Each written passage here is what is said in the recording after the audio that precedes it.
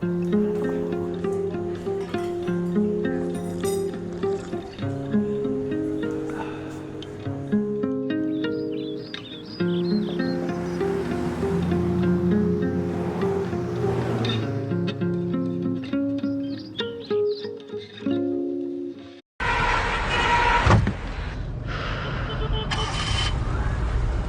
my god.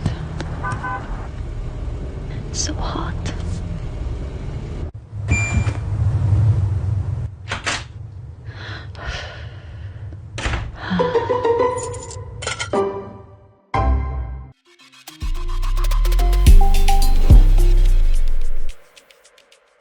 Hello, hello, hello. Thank you for joining us. We're back in Hot in the City. I'm gonna use volume control this time today. I apologize. I'm gonna work better on that. I just realized I got really hyper. As you can see, I know you have peripheral. We have a new guest. Our regular host is not here today. We have Gando, so it's a substitute, but it's okay. We like Is it. the way you said. Yeah, we have Gando because our beautiful Khadija, Madame Gassons, is not here. She's on greener pastures, doing big things, so that she will come here and start making us look Shout out. nicer, So wish her luck on her beautiful adventure that she's on, and pray for her. I know some of y'all still beefing in your mind, but you're beefing with yourself. Exactly. That's all I'm saying about that. And the other person, with this, we're going to suffer a thing.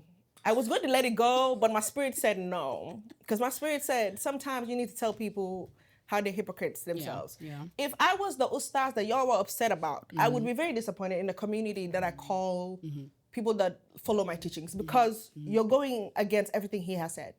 Because the same people that are here upset that she literally gave this man his credit, his due, the very ones of you that are upset, calling her name, saying we're all going to hell, All of me us. and her, Seth, especially because we don't have hijabs. I want to say thank you, because the tiabo you gave me could have been my ticket into heaven. And so thank you for that ticket. I am very grateful. I already knew I was going there, but thank you for adding more. I appreciate it, because you don't get shame yourself. Exactly. You are here talking to judge me, and you said you follow an ustaz that has great morals and standard. If I was the ustaz, I would be ashamed. I would be ashamed, because nothing was said that was wrong. She literally gave credit to a man that was doing the way that he was teaching was not to her doing. It didn't work for her. That is her opinion.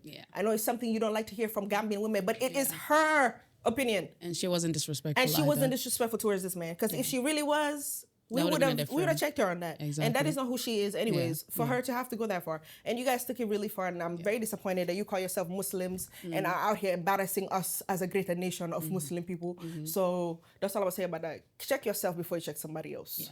But other than that, that's the end of that conversation. If you snapshot that video again, please do it. I am still have time to report you again. Because I did it once. I could do it twice, 3 times, 4 times. I can make multiple fake accounts just to block you. Please. Don't come from my family or my friends. I don't like that. Y'all need to be classy. Keep it classy, keep it cute. We'll be okay. Keep it mute. All right. We have Mr. Gando. I saw on him every time, so it's okay. He'll survive. And we have my Madam Juice, Miss Juice. I would not say Mrs. here. She's still my Miss. My Miss, Miss Juice in the building. Little Caesar. Little Chaser back again. You know how I'm it gonna say is. Caesar because he's a king. Let him be. Period. He's a king, and he is not bald, y'all. He's not bald. I confirmed it. It was like that. I stayed on life for 2 weeks trying to figure out if he bald or not, and he's not. It's a cap, y'all.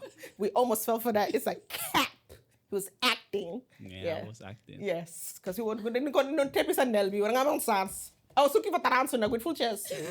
I looked for Taranto with full chest. You're about to be disappointed. No, but it's okay. It's cool. So there's nothing for y'all to say about that. We got him. We caught him. Good investigation on our part. So I cannot speak enough on this man that we have right here, beautiful in his beautiful Yahdan, mashallah. His first time coming to the Gambia. So y'all look at who's here, like they just like us for real. Mr. Yada, welcome to the Gambia. Welcome to the Daily Dose and Hot in the City. We're so happy to have you here. 85 y'all. I told y'all, shoot, fresh cut with the wave in. Exactly. Fresh cut with the wave in. I know a lot of Gambians for the most part, we don't really, how would I put this nicely? We don't really go into that deep space of spirituality into TikTok especially. And I've seen some of your content. I made sure not to dive too deeply because I realized as a human being, it could create biases against the individual because I don't know you. And as well, social media for me is very hard for me to trust because I don't know what is genuinely real or not on social media. So I tried not to dive too deep because I was like, I don't want to know everything about it. I want to be surprised. I want the conversation to feel nice and smooth, and for us to know who you are, what you're about. Because I see you a Sufi, you a minister. I'm like, okay, he out here teaching people how to build. Well, I seen his wives. They're gorgeous. How you doing, Gambian girl? I see you. Yeah, he made the Gambian daddy. I told you, we are here. Oh. We are here. Oh. We are catching good fish outside. You people are here wasting my time. You're trying to give us stress. Gambian woman for the way. Yes, girl. So, I see you. Shout out. So this is the first time Gambian is meeting you, and, they come onto our show realistically just here for a good time, but they're also here to learn as much as they can, and have those conversations that most people are uncomfortable having about, especially on how men should behave or treat their women, love on their women, raise their daughters. These are sensitive topics that we really have here, and Gambia got flies, so you're gonna see us do this every once in a while. Okay. We're in that season, so I apologize. We're in that season though. Facts, Apologize. The mosquito got to take his camera time too, and the house fly, so apologize.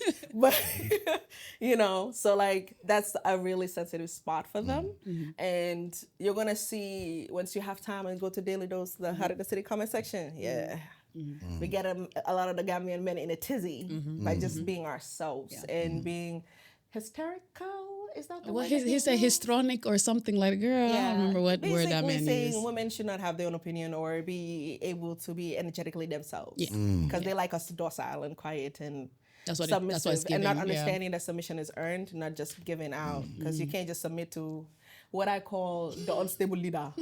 Definitely. Yeah, I can't. You don't submit to somebody that has no direction. Yeah. So they don't want to hear that. So I'm hoping you being here, and from the little content I've gotten a chance to see, I hope you being here and kind of having to share knowledge about who you are, what your experiences was, and how you got into such teachings. And I know you are Muslim and you're a vegan. So how's that lifestyle as well? And were you born Muslim? I feel like that's one of the first questions I want to ask. Like, were you born a Muslim? Yeah, I was born Muslim. Oh. Yeah, I was born Muslim. I even lived in a mosque for like 4 years when I was maybe 13. Oh, wow. Yeah, I lived in a mosque. Okay, he's like, I was in the deen. Yeah, I was in the deen. Oh, mashallah, mashallah. So that's the thing. We want to get to know you. Gambia, we're really nice. Actually, realistically, we can be very nice. If we know you and then we want to yep you, that one is true. Because the more familiar we are, the more we yep you. Yeah. So, Does she understand what yep you mean? How would you translate yep? Give it a shot. I don't really. They say put it in a sentence. I don't know. Like when I mess with you. More like tease. Tease, yeah, Okay, yeah. So like the more familiar with you, the more they tease you. Yeah. Actually, yeah. that's a good. That means yap. See, Yeah, Bobby okay. got Mr. Gando in here. Oh, he get me with the wavelength. That's my wavelength, And also, I see that you also tap a lot into spirituality. And yeah, sometimes they don't want to hear that part about the deen, So I'm excited to have you here, actually. Like, genuinely, I am excited. I was a little stiff early because I was like, I did not expect everything to happen. Yeah. I'm like, he coming in probably with one of our, I was like, okay, oh my God, to be a drive from Gambia. He know what's up. Like, he gonna be like, all right, cool, what's up? How y'all doing? I brought you to me, I was like, real casual about it. So I was like, I didn't expect all of that. I was like, oh, So I like how he came in. Yeah. He said, y'all gonna know who I am when Exactly, I step in. I'm like, I period. respect that, sir. And that's how it should be. As it should be. And I'm like, okay, cool. We want to get to know you. Like, so what would be, if somebody, like, as people just meeting you for the first time, I could say that half of the panel is there. Yeah. What should we know about you? I honor the woman. I honor the womb in which it brought me life. And the closer I got to God, the closer I got to the woman. So I'm able to truly see her, Even when she's down and bad, I still see the divine in her, Love that. I love that. I have Love nothing that. to say. I Love was like, that. I'm weak. ooh, Yeah. y'all see what we're going to have today? Yeah. Exactly. Clock it. You heard that? Yeah. I felt that in my spirit. I was like, ooh. I felt that. Gado? Did that sink in? Mm-hmm. You know, from the male perspective of that, like you see how the girls just started smiling when he said, "I under woman." You see how we reacted to that? I was like, okay, Yeah. y'all went silent instantly. I'm like, oof. I know that landed. That landed. That landed. Ooh, that landed. Yeah. So I'm like, damn, that landed. yeah, that was a That was nice That opener. was just that was beautiful. I appreciate that. That was nicely said. Okay, so like you're married, you have 2 kids, you have 2 wives. Yes. How's that as an American man? It's divine, you know. It's expensive Of course. Of course, yeah. because I truly honor the woman, Yeah. you know, and I understand as a man, I'm her covering. And not just her covering, but also the floor she walks on. I'm here to make sure she's structured from the bottom of her feet to the top of her head. Oh, mashallah. You know, she's my responsibility. Because when we understand about Prophet Muhammad, peace be upon him, he said the greatest amongst you men are the ones that's greatest to their wives. Not the one that makes the most money, you know, but the one that's greatest to their wives. And that comes not with a dollar amount. That's true. They again, Lulu. Yeah. They again, Lulu. It's not about the money. And then the highest about it. Oh, let if you're highest, they again, boo. And I'm telling you this time, comprehend. You heard what he said. You heard what he said. Yeah. Yeah. Okay, let that sink. I'm gonna just be a little commentator today and ask a little questions here and there. I want him to like really, Yeah. you know, I want y'all to feel what he's saying to you guys because I know like if it's when it comes from women's perspective and when we talk about that and having that understanding, it always comes off as we're asking for too much, and I feel like that's the energy that the men were kind of taught to have about it because I can honestly say the Gambian woman here, anyways, she's the one she's a hustler. You know, most of the Gambian women are the ones that you see in the markets. They're the one handling the business from agriculture to like finances. They're the ones that are like doing what they're doing because they're the ones going out and like seeking the education more. And you know, they are the providers, the nurturers for the most part. Because like here, they don't want to hear it, and it's not everyone, but for the most part, it's men that go to work and come home waiting to just believe that that's all they're good for, to just go to work. They forget that There's more part to it. of honoring their wife. Yeah. Because honoring your wife is not about the amount of money you make. And we've said this, the amount of time you See, spend. this is the beautiful part when people truly understand the teachings of Muhammad, may peace be upon him. The Quran says men are maintainers of their women. To maintain a woman is not just financial, it's mental, it's spiritual, it's emotional. It's not just working. Because anybody can go out, work, get some money, and bring it back to the woman. Exactly. But can you maintain her emotionally? Can you lead her closer to her God? Can you show her the presence of God in physical form? Yeah. This is what a man is designed for. And then we have to get a true understanding of the woman, and we have to understand why they said that heaven lies at the feet of your mother. When a man truly starts to honor the woman, he starts to honor God, because a woman doesn't just produce physical bodies, she produces souls. And this is her and Allah working, something that a man can't ever understand. Her body goes through changes, her minds go through change. And this is why we have to step into truly understanding the presence of God. And what is God in a man? Because a man can be a nurturer too, but we're not nurturing a woman like a woman nurtures a child. We're nurturing her at a mental aspect. Baby, how was your day? Some men work so hard coming home and just say, where's my food? Rather than say, how was your day? Because I know that children can be demanding. So when a man steps into his full understanding and embrace true masculinity, because a lot of men believe masculinity is saying, I control you. You do this. But when you truly understand the Quran, a woman was never created to be a slave to a man. Never. Because when Prophet Muhammad, peace be upon him, came, he came to bring life back to the woman. She is your equal. She's not beneath you. I created you from one soul, not man over the woman or woman over the man, but you do have roles. And woman, you do have a role for the man as well. Are you understanding him? Are you being his peace. But a man has to give a woman a proper environment so she can do these things. That's very true. Because a lot of men, especially to the countries I travel, because I travel all over, they're mixing culture with religion. And they believe in that the dean is saying this, and that's not the dean. That's just the culture. That's something you watch your mother and your aunties and your grandmothers do for your grandparents, your uncles, and your mothers.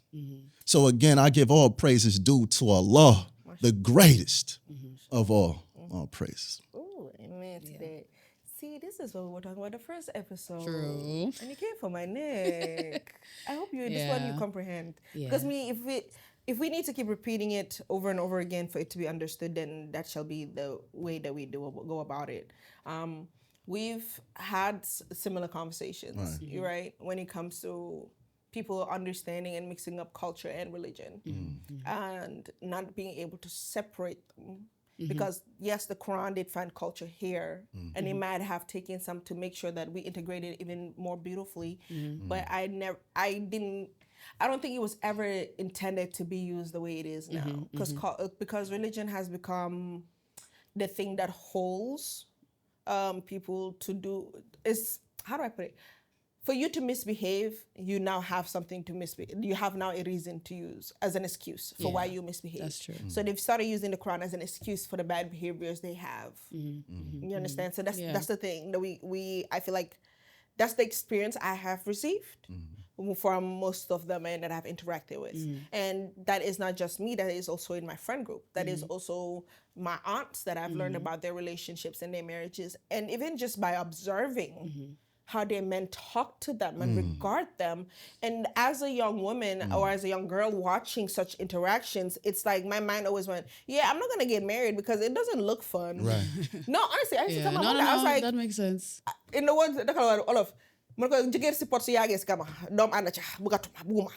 that's like, we're basically saying, put the husband in the toilet, flush him with the baby too. I don't want none of that. I don't want nothing to do with that.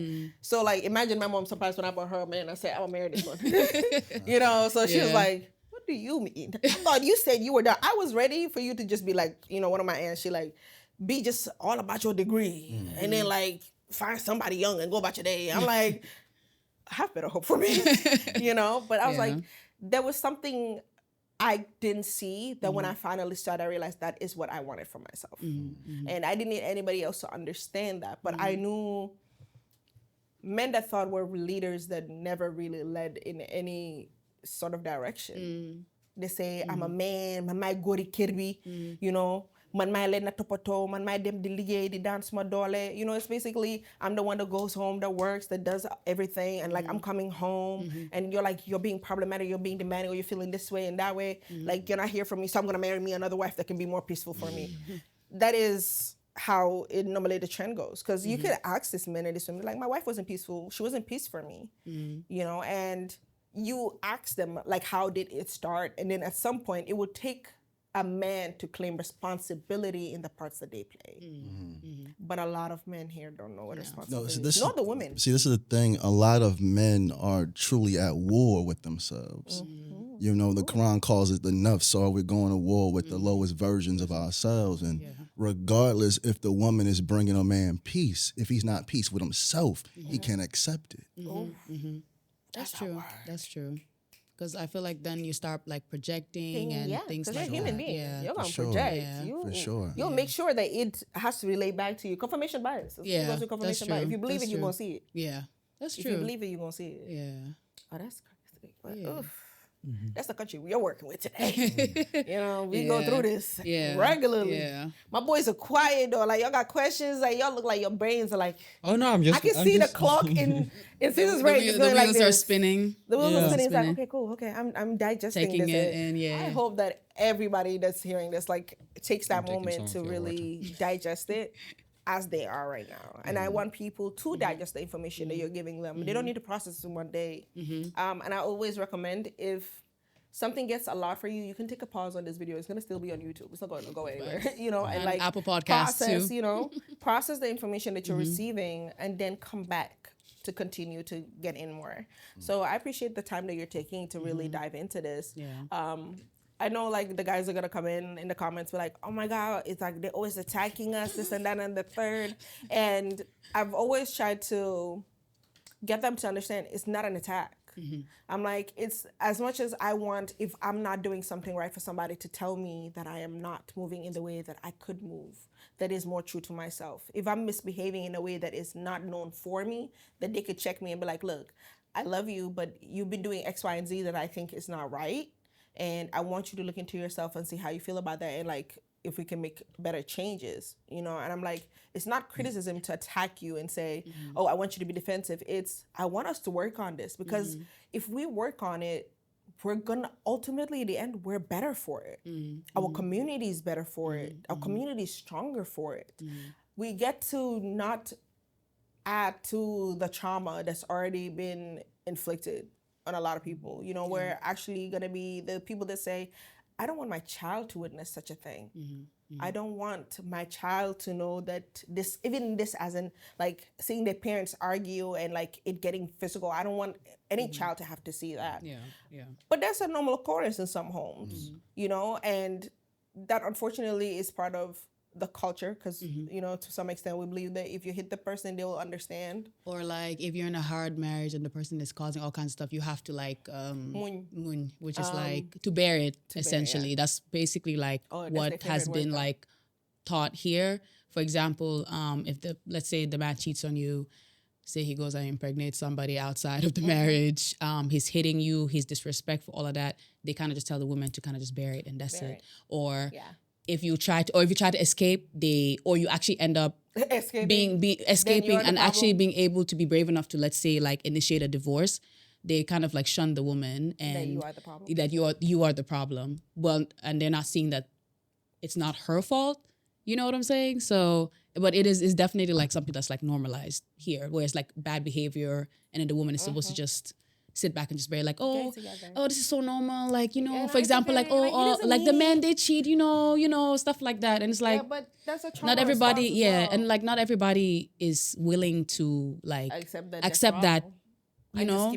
But then they look at you like, oh, why is she not basically like, why is she not bearing it? Why is she not? So it's certain things that's like normalized here. Oh no, and then that's my favorite line. Why is she making a big fuss? Why she make a big fuss about it? And that's where also people try to use religion as well as an excuse to just pray on it. Just this, just it's just like, I'm like, I think God is telling me to leave. Yeah, I don't think God would want this for me, you know. So I feel like that's where also as you mentioned, like the culture and religion like clashing and stuff like that. So yeah, so it's very much normalized. Certain bad behaviors here, I would say, is definitely will always be used as an excuse. Always just picking and choosing, cherry picking. Like for example, like the sunnah for 4 wives, for example, like they don't realize that there's like there's like conditions to be met. Essentially, they you gotta treat them equally part. Yeah, you know, they don't hear that. They do favorism. Yeah, favorism is an actual thing. They just pick and choose. Oh, I can have 4 wives. Okay, that's it. I don't have to worry about anything. I can do whatever I want to do. I can just marry. It doesn't matter like what the other person is thinking, and just, you know. So that's pretty much what has been like normalized here. Using the religion as a way to, you know, silence certain people and shun certain people out from society and things like that. So is that like in your experience, is that like what you just explained, is that also like a global phenomenon? It's at least from the countries you've been to, you know? Yeah. Because when we talk about these things, I don't think it's unique to Gambia. It's definitely not unique to Gambia. No, you know, everywhere I've traveled, my dear brother, men have gotten so comfortable with the bare minimum. And when a woman, in a loving way, baby, I think you can do better. When a man's comfortable, he's find that offensive. You don't see what I'm doing? No, we don't see what you're doing. Because a good woman's not going to complain for no reason. For no reason, yeah. And what I have to say this to women. I was having this conversation last night. God has wired women to be loyal to default. To the point you even know you should leave, but you'll fight yourself to leave. Yeah. That's a beautiful thing. But you're being loyal to something greater than yourself. You have to be loyal to yourself first, especially if you have children. Yeah. Because when a mother's going through it, the children's going through it. And then we see it later down the line when they don't know how to treat a woman or they don't know how to pick a husband. So you have to love yourself beyond all things. The first place a man lived was in the womb of his mother. The first throne to every king was on the lap of his mother. You were divine greatness. Fall in love with you. You really have to fall in love with yourself. But to answer your question, go back to you, it's global, brother. I get death threats just because I tell brothers, love your women. Now they're blaming me for divorces in their home.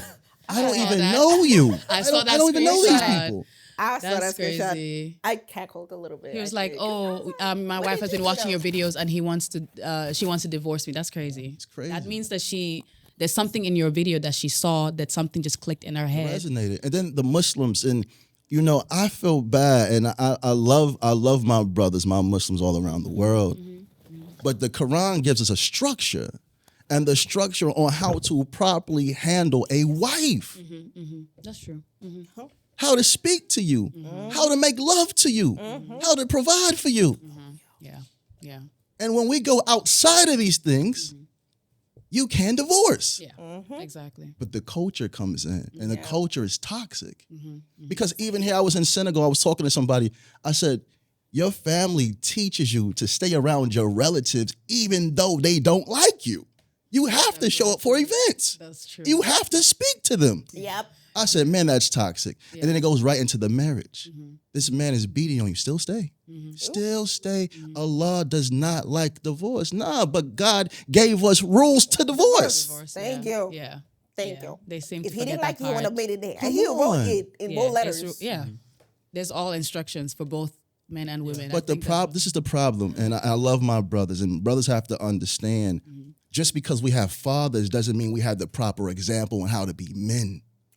And then sometimes we pick up their toxic behavior. And we believe we control our women. So now we're not loving you, we're controlling you. We want to dominate you. We want to tell you what to do and how to do. And if you don't do it, I'm going to find someone else that's a little bit more easier.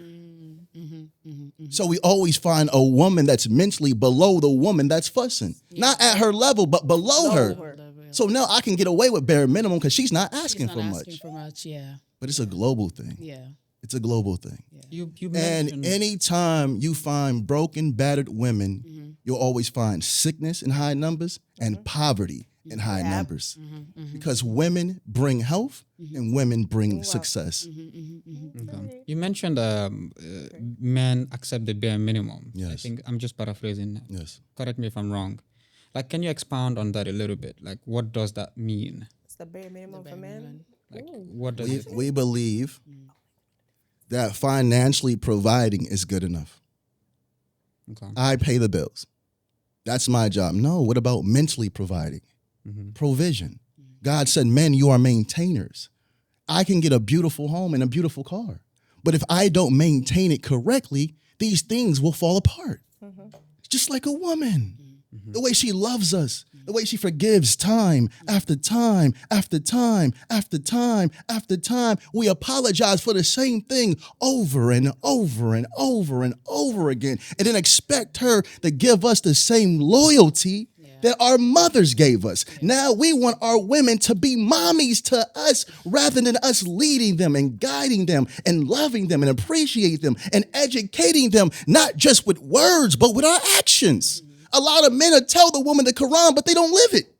Prophet Muhammad walked it and talked it. They called him the perfect human being. So we should all strive to be more like the prophet. And this is why I say men want to get away with bare minimum. They talk about the prophet, but they don't walk like the prophet. They don't talk like the prophet. They said, when Fatima walked inside the room, Prophet Muhammad stood up. He stood. This is how much respect he has for a woman. Now I got to get you broke, cheap Muslims. I need to talk to y'all directly. Oh, praise is due to Allah. A lot of you men believe that you can always use stories of Khadijah and Prophet Muhammad, may peace be upon him, and how he was poor, but she had wealth. But he was spiritually wealthy, mentally wealthy, emotionally wealthy. He brought something to her that she could not purchase. And we have to understand she was the first one to bear witness that there was only one God, and Prophet Muhammad was the last and final man. She was the first Muslim and funded every war to make Islam is what it is today. So how dare us not truly understand how to properly maintain a woman, love a woman, and appreciate a woman. And this is why I say, brother, bare minimum. Just providing isn't good enough. It's our responsibility to show our women God in human form, the expressions of God, the attributes of God, the knowledge of God, the patience of God, the wisdom of God. This is how men should move. And again, I give all praises due to Allah. Forgive me, brother. I get a little. Nah, you good. Now you're good. Land is good. This is good message. Yeah. Because I feel like sometimes we are in a society where when you're talking about the solution, you have to recognize the problem first. Yes. And we don't realize how much trouble we're in. Like we can't even begin to point out where the problems are. It's like everybody's is moving in autopilot. You know, like you learn from your father, your grandfather, your society, and then you just repeat the same thing. Repeat the same cycle, yeah. You know, I think there's a African. I think he's a politician, if I'm not mistaken. No, he's an expert on global politics. He was just comparing African societies and Western culture. You know, you talked about maintaining. Right. We don't have a word in our African language, the word maintain. We don't have it. Because Africa has always been this continent where everything is just readily available. Our houses, we build them out of mud and grass. We have mud and grass every year. We don't have to maintain it. If it starts leaking, we just break it all to the ground and build it again.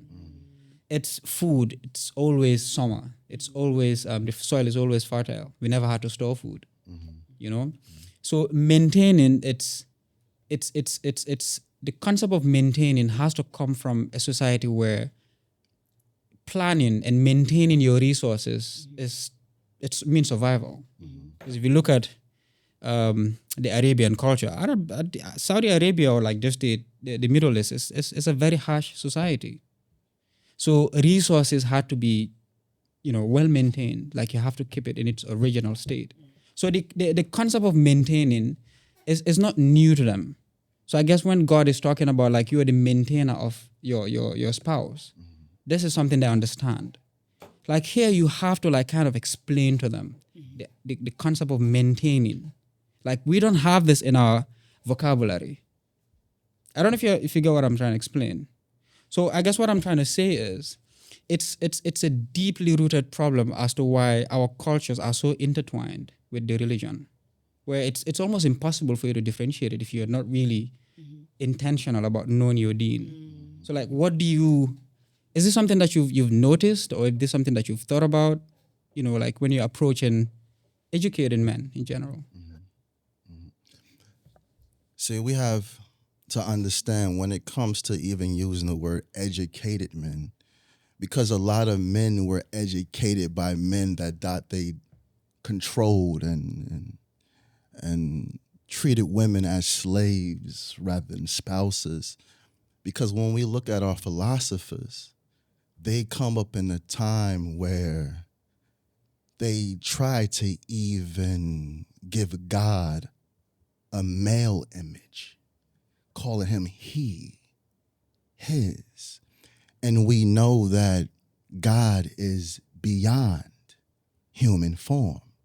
So to say that God is a he, that gives God a X and Y chromosome, but we know God is past the physical body. So we have to be mindful when we say educated men, because a lot of men claim to be educated, but they're educated by the same men that colonize their women. So when we're talking about maintaining, and it's beautiful that you use the climate or the weather or the soil, right? But if we go to any parts of Africa, any part, where the soil itself isn't properly maintained, if we poured gasoline on the soil, if we drained it of its minerals and its vitamins, the fruit that's produced is not going to nurture your body the way it's supposed to. And the woman is the tree of life in physical form because humans come from her and this is her fruit. So if the woman's mind's not properly maintained with love, emotional stability, being emotional intelligent, knowing how to speak to a woman even when we're upset with her without yelling at her and speaking down to her and cursing at her, or even putting our hands on her because we believe that just because she's our wife, we own her. Every child that comes from this woman, which is her fruit, is going to be hurt, confused, and lost. And this is why, if you look at our grandmothers and our great-great-grandmothers, they're different from the women of today because they are the fruit, the reflection of women being mistreated. And that's why a lot of women say, I don't even want to be with a man. I don't even want to be married. Marriage's a prison. You don't own me. Now they want to stand up. They want to tell you what you're doing wrong. They want to speak loud to you because they weren't properly maintained, just like a farmer has to maintain its soil. You know the interesting thing about farmers maintaining their farm? Mm-hmm. I've lived in the village for a few years. Usually when you farm on a land multiple times and then you realize it's not yielding, you just move on to another plot. Right. So again, the same logic as when you're with a woman and you're not getting what you want from her, you just move on to the next one. So hence, you know. No, we can't do that. we can't do that. And again, this is when I say by men wanting the bare minimum. Yep. When a man is wise in the knowledge of God, brothers, if you men want submissive women, women are designed to submit to God. All you have to do is become a reflection of God, and a woman will submit naturally. Now, agreed. if I'm with a woman and she's not yielding, like we're talking about farming metaphors now, right? If she's not yielding correctly, I must look in the mirror because I'm the farmer. What am I doing wrong? Hence the responsibility. You have to recognize that. Right. Yeah. What I'm doing wrong.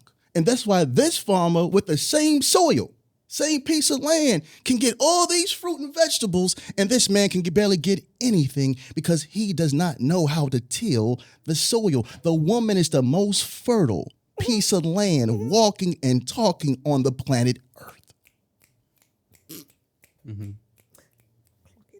Man, I give it, man, listen. Now look, I give praises due to Allah. I gotta give all praises due to Allah. Now y'all got me with the farming metaphor. this is good. I'm here like, This is really good because you know you're it's this is how society should be. Right. You're speaking and this is how things ought to be. Right.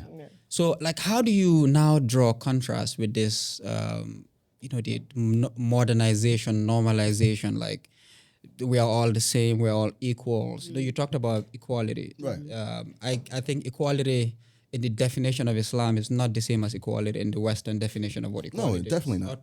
Definitely not. So I guess this is also something we have to kind of explain a little bit because I'm sure. So let's do this. Let's do this, right? When we're talking about the Quran says, I created you from one soul. Man not above woman, woman not above man. But you guys do have roles, and that's the problem. Yeah. Exactly. A lot of women have not seen a man walk as a man, so they feel like they're forced to step into his role. If the man's not providing properly for that woman, guess what that woman's gonna do knowing them children gotta eat? She gonna go out there. Yep. Now she's in the workforce more than the man, and the man's home. Yeah. Especially here in Gambia, some of y'all smoking weed when y'all don't even deserve to be doing that. I don't know what's wrong with y'all. Come on, I'm talking to the Muslims. Y'all out here getting drunk and high. But that's a whole different conversation. I'm not here to cast blame on nobody. But a man has a role, especially if the weed is taking you from being able to provide because now it got you lazy. I'm not saying nothing now, brothers. But you said a lot. But when a man steps into his role, and then, like you said before, responsibility, I'm not sure the conversation you guys were having about responsibility, but the woman is our responsibility. And a woman is going to reveal to the man if he's truly a man, because you can only be a man when you handle your responsibility. Because there's a lot of boys trapped in men's bodies claiming to be men just because they have penises. That's not accurate. Not when it comes to God. And then it goes right back to the word maintaining. To maintain a woman, you take responsibility for that woman. But first, you must be able to maintain yourself. How do you treat yourself, brother? How do you love yourself, brother? How do you provide for yourself, brother? Because if you can't do these things, you don't deserve no woman. You don't just get a woman because you're a male. And a lot of men think that. Actually, they think they deserve it. Or entitled to They it. think they're entitled to it. They think it's their God-given right. So they don't really take a step back and really reflect on what they're lacking or like what they have to improve on. They just jump in. I'm married now, so like obviously, I don't hold the same sentiment on what the streets are talking about right about these days because it's not for me. It was never for me. Yeah. So like personally, even before I was married, so her and I, one of our commonalities is we've gone and studied abroad and came back, right? And we have learned how we've seen other societies, how they move and come and like kind of compare and contrast. Because, you start to see the things that you thought were normal that aren't normal. And you start to see, maybe we should rethink that this is not normal behavior. Like, I know for a fact, living in Gambia, I didn't understand that I had a lot of trauma. Especially male-attached trauma, right? And when, I always say that God will always show you yourself over and over again until you learn that that is not yourself, and then you move forward to the next lesson. He'll teach you the same lesson over and over again until you understand it. So my lesson came back around, and I was finally in a space where help could be given to me. So I could go to therapy and actually explain what I was going through and feel heard. And somewhere during that period, I realized, oh my God, I'm my mom, I'm my grandmother, because they've never been heard. I've been yelling, basically. I yell because I want somebody to hear me. And like trying to understand that. And like, I took that in. I was like, why do I do that? And then my brain is like, why would you yell? I'm like, and I had this defensive thing when it came to men. And I was like, okay, I need to check what is it about that I saw that triggers me so much that when certain men do it, like literally, I'm just like, yeah, I don't want to deal with you. And I noticed that pattern from how my dad handled his marriage, how my brothers handled their marriage, how they even talked about girlfriends before they got married. And I was like, oh, so you guys are okay with cheating women X, Y, and Z because we've made it okay for you to cheat us like this. Because I feel like as much as I want to give all the responsibility to the man, because that would be what makes me feel better, I also know as women, we have responsibility. Because if that first woman said, or that group of women said, that is not what we do in this community. That is not how we maintain our women. That is not how we care for our women. We care for our women as certain X, Y, and Z, and we take care of them. We nurture them. That community is there and is not as fractured as it is now. I genuinely believe we wouldn't have raised the men that we have raised. Because, like you said, the men, the first lap they sit on the first throne is their mothers. And it's a mother's job to educate their son, but it is a father's job to teach him to be a man. And I think those are two different things that we have not separated, right? Because most Gambian women have been so busy being men that they forgot to sit in their women. They don't get to sit as being women as much as they could. They're too busy trying to provide for the family, take care of the family, make sure the family is okay, that the woman as the woman that needs to be maintained, that needs to be held, that needs to be loved and be reminded that they also are divine. She's not getting that. So like to go to your farm or metaphors, I'm like, this is like basically like planting all the seeds and never watering your seeds and expecting it to flourish. That's the same energy that they give out. It's like, oh, okay, so I married her, cool, she's gonna make a baby and she'll handle everything, she got it, I'll just go to work and come back. And let's say, hypothetically, God forbid, you lost that job. Your wife is the one that's gonna find new ways to find a way for all of you to survive. These are the women that start to garden in their backyard and start selling what they're growing. And that's a lot of women we have. Those are the women that are gonna be like, okay, I did this IT class back in '09. Let me just use that and go be somebody's secretary. These are the women that will come and make a call to that uncle that they don't even like you said, like the people that you don't need to deal with, and you have to deal with them because the person you chose as your partner or was chosen for you as your partner has not been a partner and has not basically fit into their role. Because you mentioned that part and I wanted to add into that, and I was like, I understand what you're saying, that we have different roles, and if a man is not working in the right role, you're gonna force a woman to be a man. And I think naturally that's just how we are. But I need the men to understand this part. So is my mic on? Can you guys hear me? Yeah. A lot of men have to understand that it's not even about the money. It's not. Because you can give a woman everything financially, but if you're unable to feed her spiritually, emotionally, mentally, you're gonna lose her every time. The worst thing to do is have children with a woman that has disconnected from you mentally and emotionally. Now your home has really became hell. Yeah. A woman cannot bring you peace if she feels disconnected, unheard, not valued, not properly loved. So we as men have to understand how to be proper maintainers. And like my brother said, you know, a lot of people don't understand what equality means. You know, Quran gives us equality, but the world also tries to shape our mind when it comes to equality, saying the woman can do exactly what the man does. But that's not true, because if it was, we would see it in the next generations becoming better, but they're showing us we're doing something wrong because they're getting worse. Thank you. Yeah. Thank you. That part. See, that part. That's the part I just wanted them to focus on for real for the longest. I'm like, can we just know that we trying to walk things through? Like, let's work it through. Like, when we hear the word feminism in Gambia, it is the most triggering word for men, Gambian men. I'm just warning you now. Don't say feminism. They all get triggered. It's for them, it's you hate that man. You hate them. You want to destroy them. This and that and the third. And I'm like, had you actually really learned what feminism is? I'm like, the same Prophet sallallahu alaihi wasallam, you guys like to bring upon us to tell us the same deen that we're supposed to respect. I'm like, that's the first place that I heard about feminism. That's the first place I understood feminism as. I'm like, but like, you guys have made it your job that is not the case. My take on feminism is this. Yeah. Gando.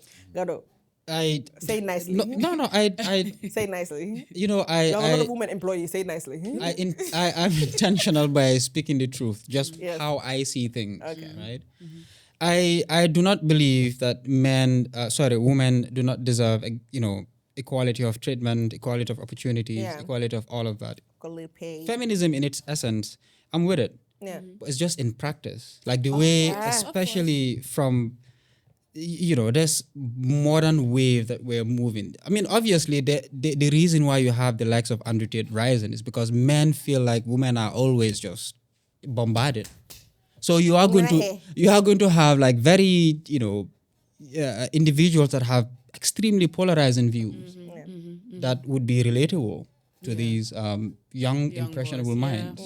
Yeah. So I think, again, when we use Western definitions of, for example, equality compared to like a religious definition of what equality means, but if we're using the Western as the standard to define what equality means, then we are always going to have problems. Yeah, because this is just how I feel. Yeah, no, but that makes sense because it will never be the same as our experience. That's the thing. See, so like that was the thing for me too with feminism. That's why when my husband asked, "Are you a feminist?" I said no. I'm like, not in the sense like I don't believe that women deserve this. I'm like, I'm just not a feminist in the way that the Western has made feminism look like. It's an industrial propaganda to just get more workers in the field. This I'm is like, my don't worry. I'm also with the conspiracies. I'm with the conspiracies. I'm like this with the conspiracy for real. Because I was like, respectfully, yeah. So women should choose what they want to do. That's where I'm coming. It should not be imposed. I think that's the very bare conversation we've had where it's like I'm not gonna lie. I love that I get to work when I want to work. Yeah. I love that I get to do this or do art and be happy doing what I love to do, not worrying like, okay, I need to make sure that there's a roof over my head, this and that and the third. I'm like, that liberation was given to me because my husband knew how to treat me properly. I'm like, and I chose that man to lead me properly.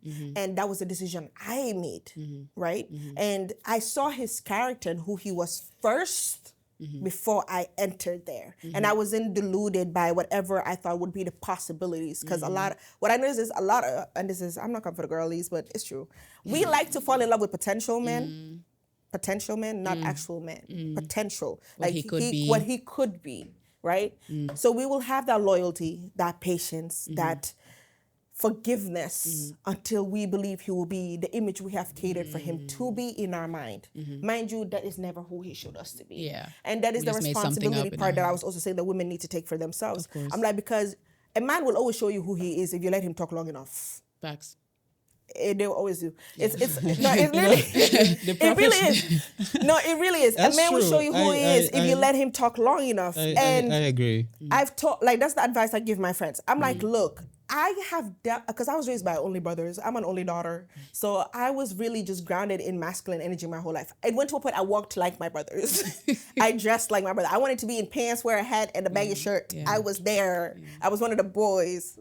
You know, I was in it. So I was like, and then one day I was just like, why am I not being girly? Like, why am I not? Because I would see other girls like in skirts having a good time. Like, you know, Julie will come, everybody's wearing this cute dress, they're going, and I'm like, why can't I wear a Yahdan? You know, because I'm like, I think You've been nice. around your brothers too much. I'm like, I wanted to embody that because that's what I was surrounded with. Yeah. But then, like, Yeah. I saw my mother in her in her feminine energy Yeah. because I saw how my dad in that point in time was taking care of her and maintaining her. And then I was like, okay, cool. So he has parts that I could appreciate and I could respect. But as a young girl, I am internalizing these things, right? And then I go to where I'm just like, okay, so when I want a husband, what do I want that man to look like? Because I've experienced everything that is not my husband. Because I always say this, I'm like, if that man, if you can't see the man and you think to yourself, if I had a son, my son could be like him, that is not the man for you. That is something I stand by. Because I'm like, if my child as a man cannot be a good example like this one I'm looking at, that is not my husband. Because you are not a good example for the child I want to raise. Because you will bring toxicity in my home. You will make sure that he is you and I don't need another you in this earth walking. I want somebody that actually walks like the prophet says to walk. And like, I want him to experience the fullness of being him balanced in his masculinity, in his femininity, and knowing that softness is not a problem. Like softness does not make you weak. And that is the mentality we have taught a lot of men, that softness makes you weak. That's just worldwide. Because you know how they say boys will be boys, men should not cry? I actually think that is rubbish. Because I think the more you cry, the happier I am. Because at least I know some emotions is getting out and you're not bottling it up to way to expand on that and like just explode on your woman if she says the wrong thing. So my question genuinely for you is, what woman, like what type of woman what kind of woman do to draw in that essence for a man? But I also think it has to be a man willing to listen. For men willing to listen, I'm not talking about the other stupid ones you were talking to, because those people I will not do with them. In truth, a woman can't do anything for a man to be a man. Pause. Just let everybody sleep that in. My pick me's. You heard that? You can't change them. You heard that? Yeah. Fix me's. You heard that? All the Pisces women. The, you heard that? The ones that are putting attraction spray. I wonder, yeah, because there's this thing going on. We'll get to that attraction spray. You might want to give 2 cents on that. But yeah, I just wanted them to have that moment and just let that seep. Yeah. Let's just sit in that. But you know, the most powerful thing a man can do is go to war with himself. Yeah. And a lot of men aren't willing to step into their own darkness because it takes a fight. And you can see when a man's fighting, and you can see when he's losing. You can see when he's winning. He's smiling more, he's more happier, he's giving more compliments. But when he's losing, he's stressed, he's depressed, and then he's taking that stress and depression out on anything and anyone next to him. Yeah. So if his mother couldn't turn him into something great, a woman stands no chance. A man has to be able to go to war with himself. Oh, mashallah. Because I think also, as you mentioning that, and I think a lot of people, I'm not trying to come on here, I'm not trying to bash men, please, I beg, before people come for me. But I feel like that's something that I think people have to teach. Like not only just women, but also men, is like certain behaviors that the other person does is not necessarily a reflection of you. Because I feel like a lot of people end up blaming the person for their their spouse like beating them or talking to them crazy, like, you know, and this goes for both genders and stuff. And I feel like that's what people have to realize, because a lot of people tend to internalize and blame themselves and think that there's something wrong with them, when in reality there's really nothing wrong with them. Is the person, like you said, is at war with themselves, and so they're taking it out on on them. So I think that's really a good point. Like if a man is at war with himself, is like, I'd rather you be, because then that means you're actually working towards finding yourself. because I feel like a lot of people lack self-awareness. I feel like some people, they don't really realize what they're doing, or don't necessarily like pause and really understand like how they are treating the people around them. I think they're just kind of, like you had mentioned, like being like on autopilot and just going through life and then like damaging people and traumatizing them. Also go in with like how they say generational curses. Like it becomes such a habit. It becomes such a thing that just goes from one generation to the other, that it becomes like a habit that, and like a learn. cycle, And it just becomes a cycle that they come into. And like I remember, I'm sorry if I'm drawing like too much experience for myself, because I internalize a lot of things, and I like to think really deeply about them so that I can like sit with it, because I'm like, if I can't reflect on myself, I can't expect other people to reflect upon themselves that are around me, because we both need to see who we are and know who we are, so that we can interact more harmoniously. And that is obviously something I've had to do, and I've had to really look into myself raising a young man now. And I'm just sitting here like every day I look like, when I go online, I literally would just shiver, because I'm just like, ugh. You don't want your baby to go into the world like that. I know. I literally go to like the Daily Dose Hard in the City comments. I like didn't know how I feel about it. I tell them, I'm like, every time I go in there, I see men, like the things we talk about, they prove it in the comment section for me. And every time, like, you're the example that I don't want set, because you are not walking in what you are preaching or what you are saying, and thus you are not trustworthy. And yet you feel the authority to tell me who I am. I'm like, I've sat in myself. I'm like, how many of you know how to spend time with yourself? Like, I would genuinely just ask them, how many of you spend time with yourself? Not around anybody, just with yourself. You're not looking for advice, you're just hanging out with yourself. You're making yourself laugh, you're giggling. I do it so much, my mom thought I had to go to Tanka Tanka. It's where we take, like, Tanka Tanka is the same. Crazy people. Yeah. You know, even if you work here, you're part of Tanka Tanka, you must be crazy to work there. I have something to say. Go ahead. So I see you're graphing. yeah, I was graphing. You know, I don't know a lot when it comes to the Quran. I'm still studying. So when you started, you said the Prophet Muhammad sallallahu alaihi wasallam said, "The best among you are the one that are best to their wives." Yes. That's a good thing, right? And that's so men shouldn't just take that and say, okay, they have to go through the Quran and study everything. But let's speak about the Sahabas. The Sahabas that were beside Prophet Muhammad sallallahu alaihi wasallam before the religion come, they were not good people. They were not nice to women. They are doing drugs. They do sex. They do a lot of stuff. They were killing the girls. Exactly.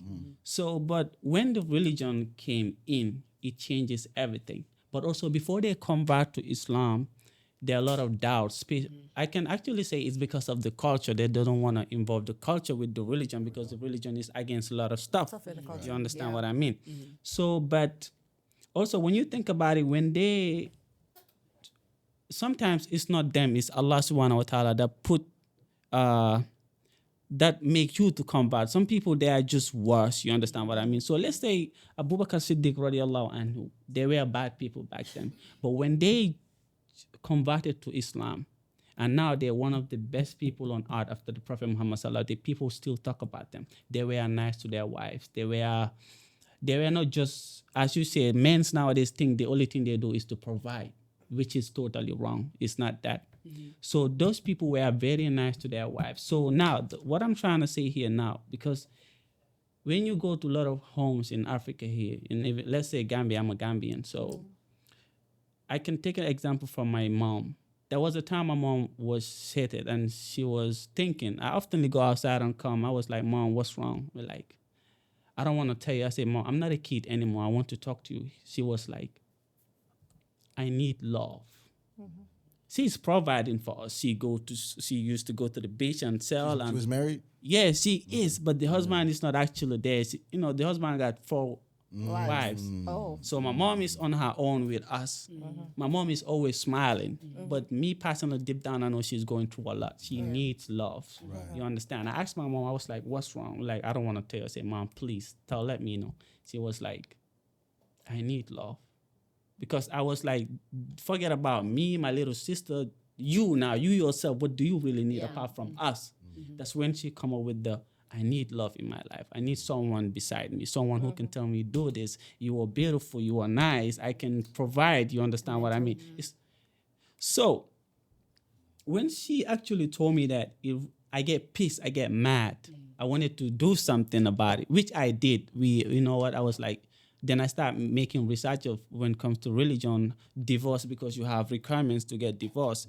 And when I did my research, my mom husband failed terribly. Yeah, very terrible. So now I was like, Mom, you know what? I'm not a kid anymore. Let's start on business. That's when we work on it. I was like, the divorce now, my mom is divorced. She's on her own now. I'm trying my level best with my little brother to make her. But now let's talk about the Quran. The reason why men think they only have to provide for their females is because they don't really understand the Quran. They don't understand the teaching of the Prophet Muhammad sallallahu alaihi wasallam. Because some people might go to Darana, they know a little bit, they think they know it all.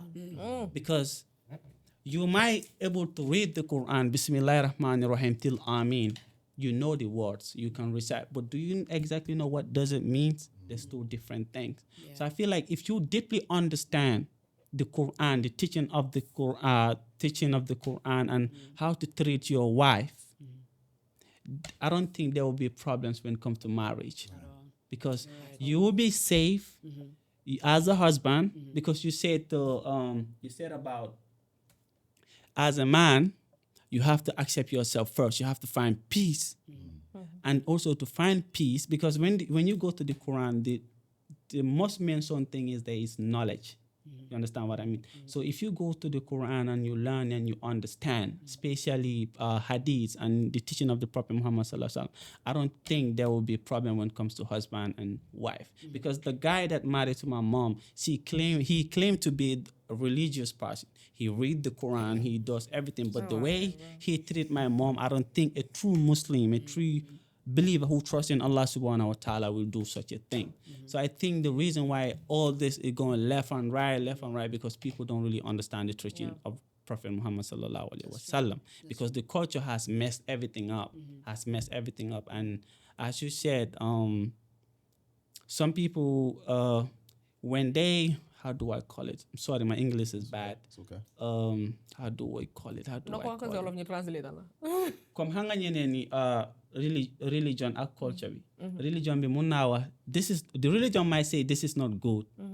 But the culture will be okay with it? It's okay with it. But because the culture says okay with it, they will find joy. Because we know when you are sinning, you find joy, peace. When Allah subhanahu wa ta'ala says, don't do this, you do it, you find peace.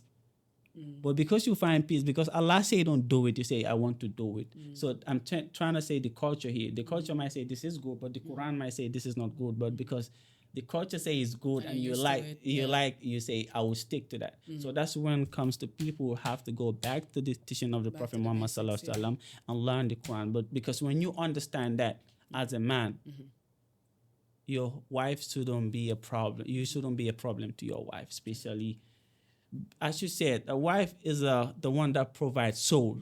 You understand what I mean? So you shouldn't stress that woman. That's what I understand. Yeah. No, that actually reminds me of this saying that they were like, the reason why people get upset, like in our culture, that like the ustazes are taking their wives is because the ustazes understand the religion and the ustazes have jongama.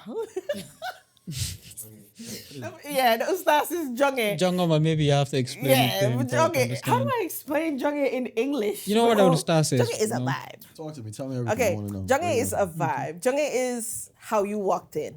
That's what a jonge is. Yeah. Jonge is how you walked in. When you walk in, you take command of your space, right? Is you know how to talk to your woman nicely to get what you need from her. Not just what you want, but what you need from her, so that she can willingly give it to you. And like, you know how to smooth talk her, how to ease her, how to bring her down. You know? That's jungle. Like when you walk, when you dress nice, you look good, you feel good, that energy transmits. So like women are just like, that man got that. He got that spunk. You know, you get it. Like it's like he got that spunk. spunginess. Yeah, So we say like the ustases have spunginess. That's why they were taking other men, their wives. So like it's an actual thing. They're like the ustases got sprung. And that's why your wives are going to them. Because they understand the deen. They have taken time to understand the deen, to love women.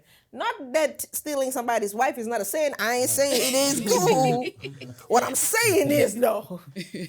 You know, they caught them because there's something lacking somewhere that it created enough space for your woman to be got. Like he said earlier, a woman is not easily, she doesn't easily sway.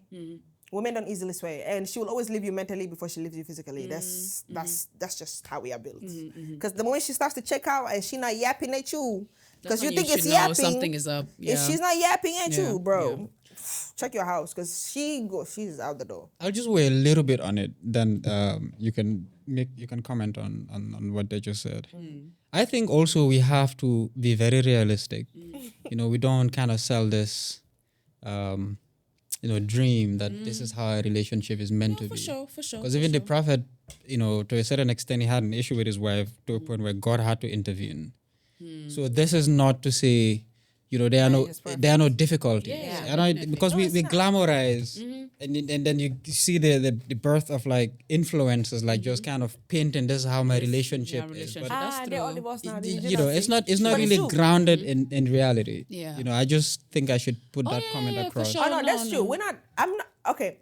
So when I speak on marriage, I'm not saying be delulu about it. That's the actually funny thing. That's the one thing I'm not delusional about, and I'm very delusional about a lot of things. That is the one thing I don't It's not all delude myself on, because I know relationship takes work. It does. And it's not just marriage, it's every relationship I have. It takes work. It requires time and energy for me to fill in somebody's cup. It requires time and energy for me to call and check up on you every day. What we're looking for is reciprocity. That's true. Joh maluma like joh. So ko munu teta me trial sa best nga joh maloma muna joh.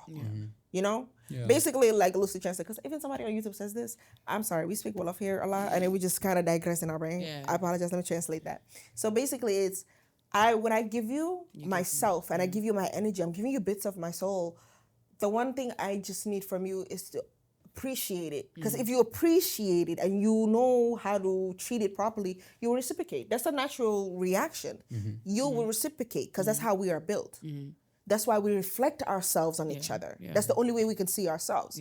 So I put in effort in all of my relationships, right? Because I believe if you put in effort, God will always keep the right people with you, right? And the same with my marriage. I've gone through so many things that I forget I went through them. Like, it's not even funny. Like, my friends will be complaining about certain stuff that is going through their marriage right now, and I'm just like, oh, that was me 2 years ago. They're like, how come I never heard you went through that? I'm like, I don't remember, bro. Like, I got pregnant at some point, had a baby. I don't have time to worry about this. Like, it no longer matters, because I have talked to the person I need to talk to. That was my partner. We have gone through it. We have moved forward, and I kept it pushing. Because what I have learned over time is I can no longer, marriage doesn't allow you to hold on to the negative energy if you don't want to. It's a choice you make every day. Like, marriage is a choice you make every day, that I'm going to wake up and I'm going to choose to love this person. I'm going to choose to take care of them. I'm going to choose to love them right.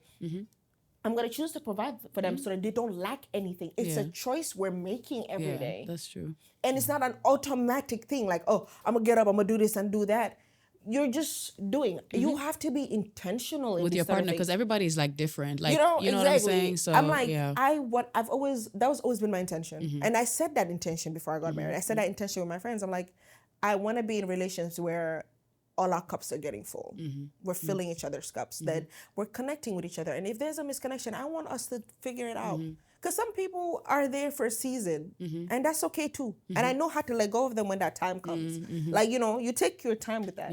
But we don't take that time to be intentional in marriage. I think it's also that willingness from both parties. Parties to say, I will meet I you will in the meet middle. you in the middle. Meet me you're in the putting middle. the effort, I'm putting the effort. And that's where we meet. I'm like, because not every day you are 50-50 on day I take care of you, you take care of me. Sometimes I'm at a 20 and I need him to and be you gotta at be the 80. And sometimes it's the other way around. And I'm like, I noticed that a lot of people don't know how to communicate that okay, I have a need and I need it met. So like, how would you advise men to be more open to speaking out on their needs? Because I feel And like receiving a it lot too. of the receiving part. But like I genuinely feel like what I've learned with being friends with other male men as well and getting to know them and understand their story is I've learned that they don't feel comfortable to Open show up, themselves and be vulnerable in front of other women because Yeah. I understand some women have Yeah, made them feel small. Some women, or some like throw it back in their face and stuff like. know, So I do so understand the Men hesitancy. have to understand. First, a woman, you're not built to carry the weight we carry. no. A man should take everything to God. Because sometimes we can turn to cry babies, me included. I'm going through this. You ain't here for me. I need to do this. I do it sometimes, but I have to check myself and correct myself. Like, hold on, man, go talk to God before you pour all this onto a woman. Yeah. Because you are created to be nurturing. You were created to be loving. You were created to be peaceful. But it goes back into the farming. I have to make sure that environment. Of course. We got you. We following the analogies. We got you. I have We to got make sure you. that environment is for that. But if I keep pouring onto you everything I'm going through in the battlefield, which is the world, it's going to break you. Because a woman, you're going to be a natural problem solver because that comes with nurturing. Yeah. So now, what you're dealing with the children, what you're trying to work on independently, now you're putting me on the forefront. Yeah. Now, even though you love me, I'm becoming draining to your energy. So I tell people, when you step into a relationship, love yourself before you love that person. Love yourself more. Yes. Because you can only give that person what you give yourself. yourself. And I tell the man, love yourself more. Put yourself first. Because when you do this, you put your family first. That's true. That's And true. always go to God. You have to go to God. Because sometimes we go to our woman before we go to God. Yeah. What you think about this? Hold on, man, go pray. Talk to Like, God bro, about I don't know. that. I'm gonna have to talk to God too. Might as well send the message together. I'm like, Looking at that, it's very clear like the men's world and women's world is two separate planets. Like, I think there's a complete misunderstanding of each other's needs to a certain extent. Right. Because I think you mentioned how men are built, the things that we are built to carry. It's women can't handle it. But it doesn't also mean that the things that women carry, men are built to carry that because we cannot. Right? We're different. Like God has different places. created us for different We're wired different. purpose. We're wired completely differently. So I guess what I'm trying to say is maybe sometimes men's behavior in society, there's a deeper problem to it. It's not like all men ought to be like this. Because again, a society is a reflection of the cultures and the people and how they behave and how they act and like the beliefs and the traditions, the religion. Like how that all of that is a it's what combines to create the people that live in that society. So if you live in a society, for example, you talked about men being emotional. Yeah. You remember as a child, as a kid, as a male kid, you start crying. Oi. Who like slaps you? Yeah. It's like be a boy. You're not supposed Yeah, to. Either like your joy. sister or your mom. Do not cry. Yeah, like joy. Yeah. I know? very forcefully. So it's Like like joy. society is complicit in creating the men that we They have. created, yeah. today. For sure. And I think we have to like go back to the root causes of these things because you have it's no coincidence if you Hold on. What do you believe the root cause is? the root cause of how men behave. Yes. I think it's just the culture is one of them. Yeah. Content we are consuming is one of them. What like what we are taking in. It's all of these things combined create people's personas. I mean, if you look at also women like on social media, for example, how they present themselves to be, right? Any man who is like peaceful within themselves, they know what they want. These are not the kind of people they're picking. They're going for. I don't know if you see what I'm saying. So there is like we live in two completely different worlds. Like what it means to be, what it means to be. How should I word this?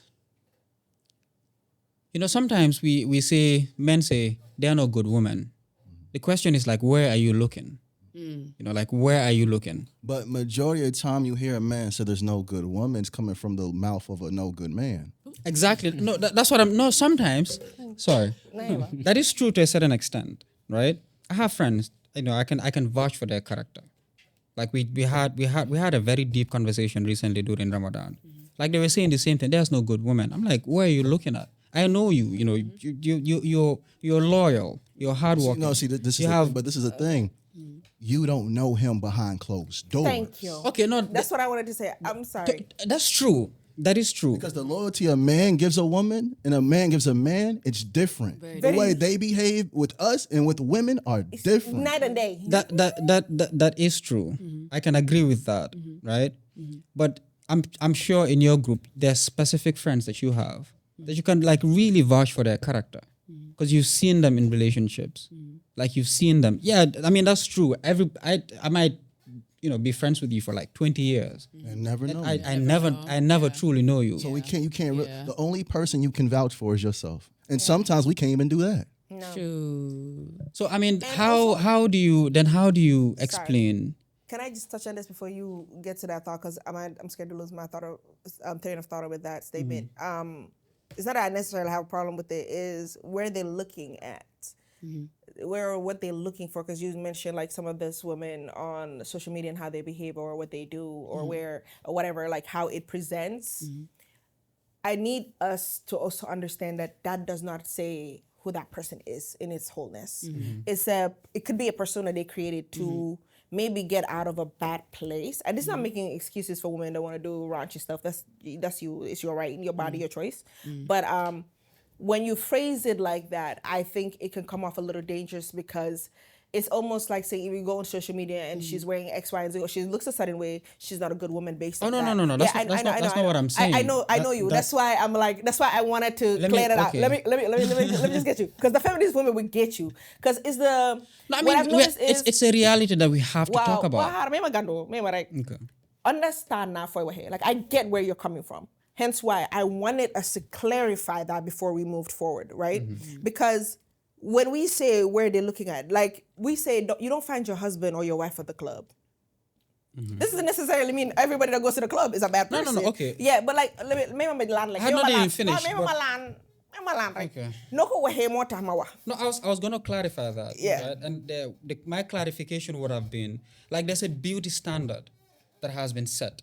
Yes. Right. By men. By Hollywood. By by men. Influencers. Men. Again, Men. Gando. Men. I think if you shift blame to men, it defeats the purpose of women also having an intellect of their own. Yeah, that's also a problem. Right? Because if you're saying like men are the ones that are setting the standards. Okay, but he has and said women it are just to you. following that. He literally says something similar to that. Because if you are not maintaining your woman, you're gonna break her down.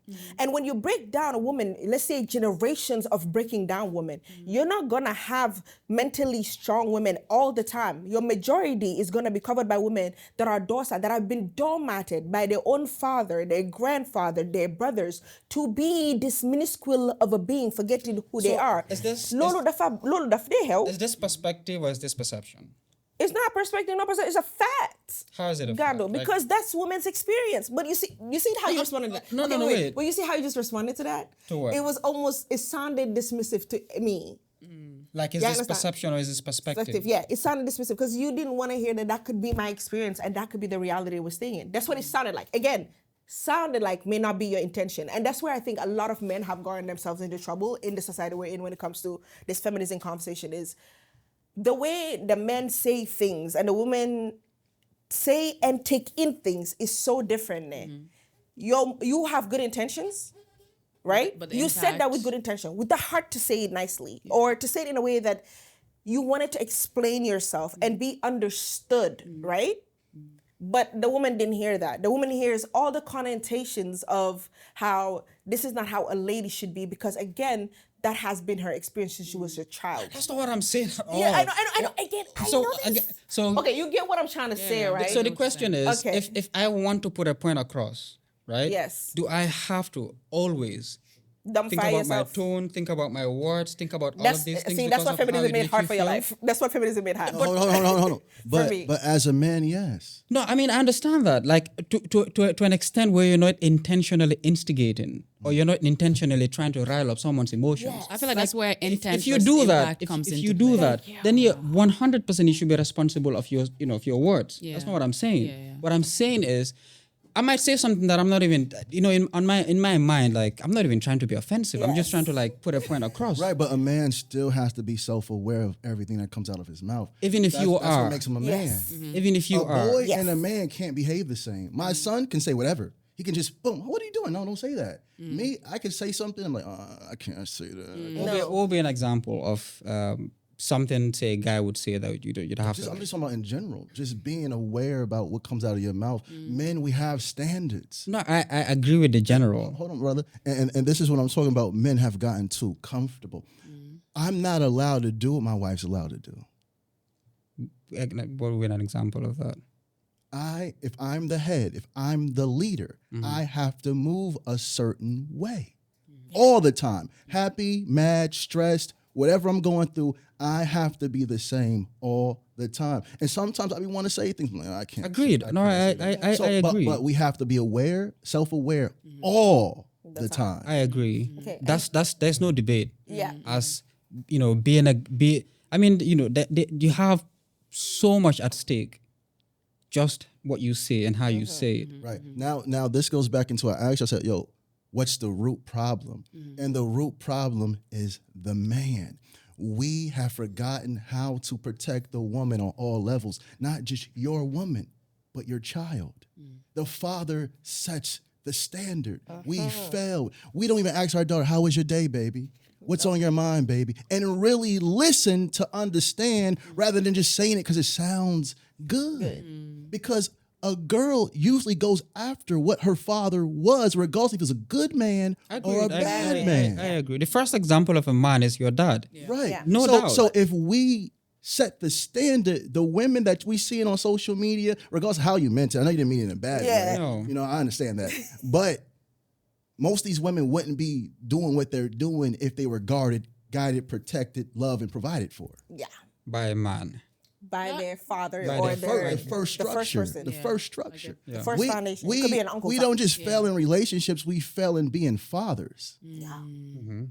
We fail in understanding the feminine woman. Like, we got two forms of feminism, right? We have the woman that just wants to dwell in her softness and love being feminine and soft. And then you have the one that's been battered and abused and says, I don't care about men and I can do whatever I want and forget men. Like, you got feminism and you got toxic feminism. It's just like you got toxic masculinity and healthy divine masculinity. Because divine masculinity says, let me protect, let me cover, let me understand, because the better you understand a woman, the better you can love her. Period. A lot of us are not seeking that understanding. And then you have the toxic masculine, do what I say, even if I don't do what I say. Act like my wife, even though I don't treat you like my wife. We as men, God has put something on us that's heavy. And a lot of men have gotten too comfortable because we might have seen our mother choose a man that was a little bit too comfortable. But we have to raise the bar because we set the bar. And when women are loved properly, guided, protected, provided for, the next generation, brother, be so different. So different. So if you fix the woman, you fix the nation. So okay, now this would be an argument from like a typical feminist, right?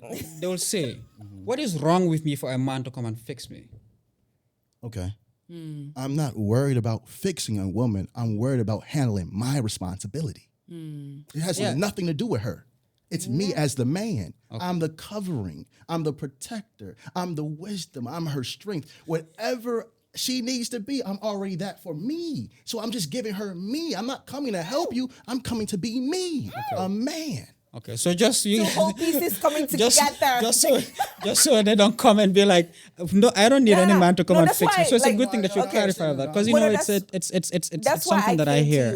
Because once you say that, it's like you're almost saying the woman is inherently flawed. But but you have to ask yourself, is she speaking from a healthy perspective or a broken perspective? Yeah, of course, it has to be. I mean, if you come to a point where you believe men are just inherently evil, then something has gone wrong. Some man that was supposed to guide her, protect her, and lead her let her down. Agreed. Either mentally, he probably raped her, beat her, we don't know, or just mistreated her mother. Yeah. No, I can wanted for you to clarify that, because I know how the perception is, and I know who you are, right?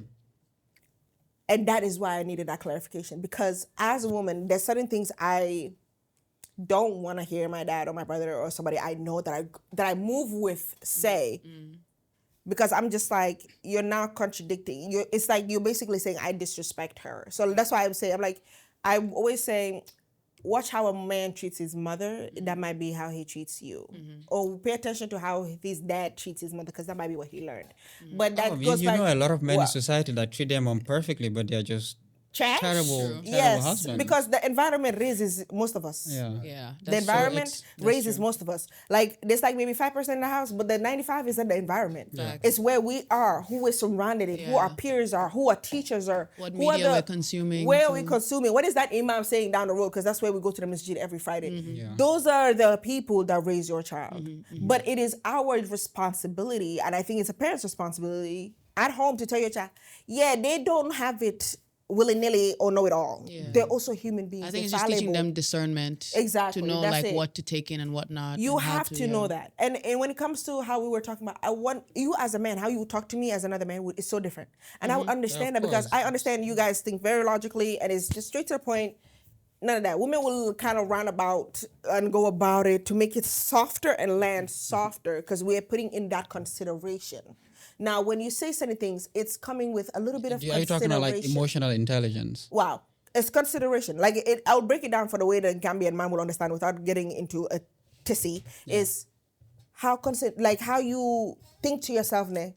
Okay, I'm upset that she did X, Y, and Z today. How do I say it nicely? How do I say it beautifully? You could sit her down and then just come home and be like, today, the way you came to the house, I don't like how you did this and that and that. You're not going to get nothing from me. Yeah. All you're going to hear is going in here, out of there. I'm just going to look at him like, he coming in with the mood. Yeah. Because when my mood is, like I could have been in the best mood by the time you came into the door. The moment I see you come in, the entire house mood changed. Because nobody wants you around, because you're the yeller. You're the one that's always angry. You're the one that just shakes the whole vibe of the house. Yeah. And that is a lot of men here. Yeah. It goes to a point that when you're like, I've gone to one of my friend's house, I still don't like go to her house because of her dad. Her dad walking into that door, the entire vibe of the crib changes. Yeah. Like everybody just like stricter, like they're all uptight, they tense, and it triggers me. It makes me uncomfortable, and I'm just like, I don't want to be here. I'm like, because I don't like this energy, because this energy, what I'm familiar with it, when it comes, there's nothing good that comes with it. That's how I have translated that energy for me, and it doesn't work for me. Right? I mean, that's so how you communicate has to be intentional. That's what I think he was trying to get to, is that intentionality that you put in before you say things is more important than what you have to say to me, for real. Like, because your intent is gonna show. Your intent is gonna show. So all guys, the time. Guys. Yes. You know my baby. I gotta check on my baby too. My brain keeps going. Like he's in good. He's in good hands, and I'm like, so he might be hungry. You know? What I wanted to say is, because God says, why a lot of people will go to the grave so fast, it's your tongue. Understand what I mean? You have to, like, let's say you're my wife, right? Pierre will come for you. I'm sorry. Let's say you're my Pierre. wife, right? You can do that. That's our husband. I am. Can't tell another married woman that you. It was a switch for me. He said, you were my wife. He said, I don't want none of that smoke, bro. I respect it. Go ahead. Go ahead. Okay, You know, I'll be your wife.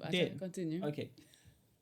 Let me say it. Say, speaking, saying something, right? Because Allah says before you say something, if you don't have anything good to say, don't say nothing. don't say nothing. But But so the reason why when someone is pissed to their wives and they start blushing, papa, saying anything, not knowing that they're hurting the other person, but for them they might feel like, I have to take it out. Yeah. Even Islam doesn't really say that. Yeah. You have to know how to speak to your wife, even though you are pissed, you are mad. Yeah. So what I'm trying to say is now, everything goes back to knowing your religion. Yeah. You understand what I mean? Going deep, understanding your religion. Because no matter how you understand the religion and you try to treat your wife rightly, there will come a situation where your wife will piss you. Yeah, you're gonna be tested for sure. That's for sure. Everyone will be tested. They have a nerve you don't even know about. That's when if you don't have anything to say, just be saying Stick your nothing. space But and also just be there's like, things I'ma be that back. you have to say and to calm somebody down. That's what I'm trying to say because I don't know a lot, but I do make research. You understand what I mean? And that's important. That's important. Exactly, but men don't really want to Wanna do do that. that. That's No, the 'cause problem here. That goes back to what So he's saying, you know- comfortability. Okay. Because the ngatayal pull them say sisa bopa. Let me. And that's insane. I just wanted it's to for yourself. ask him a question. Yeah, like we point out what men need to do, but like, do we tell them how to do it? Because telling them what to do, we're assuming they know how to do it. Like, you just need to say, you need to do this, you need to do that. But is there like how? Like, how do you go about That's this? what I was saying in the beginning, that a man needs to move with the attributes of God. And when a man does that, his home becomes more peaceful. Facts. Now he's a man dealing with knowledge, wisdom, and understanding. These are the only type of men qualified for a woman. Word. If we don't know how to speak when we're emotional, if we don't know how to provide, because there's a lot of men that have money that still don't provide. They're cheap. They're cheap. So it's not about them having money or not. Agreed. But when a man truly walks in the attributes of God and not just reads the Quran, but walks the Quran, it's a difference. Because like you said, everybody is reciting. They go into school, they memorize the whole Quran. But if you ask them what it means, they say, I don't know. know. Yeah. Can you say it in your tongue, in your language? No, I can't do that either. Yeah. Come on, man. Yeah. Come on. Yeah. A woman reveals the man to himself. If you need emotional intelligence, she's going to show you through her that you need to understand emotional intelligence. If you need to provide better, she's going to show you that you need to provide better. The woman is a mirror, a divine mirror, and a divine multiplier of God. She reveals the man to himself. But a lot of men can't deal with that reflection, so they run or they beat down or break down the woman and saying it's the woman's fault. Men, we don't have to be concerned about what the women are doing. Fix yourselves, and everything around you will be fixed. How can a man find peace to themselves? Therapy. This is the beautiful part, right? No. Therapy. That's the first thing we want to say. Therapy, right? Bro, I'm just like, talk about your feelings. The greatest thing a man can do is letting go of everything that drains him mentally and emotionally. If it doesn't make you better, let it go, especially after you tried and tried and tried and tried, because the more you keep trying to pour into a pot with holes, you're draining yourself. Now you have to take accountability and say, yo, I got to let this go. I love you, but I have to love you from over here now. I can't love you by standing next to you. That's how a man heals. And by letting go of even the thoughts that drain you. So if you watched your mother go through so many things and it upsets you every time you think about it, brother, you got to stop thinking about it.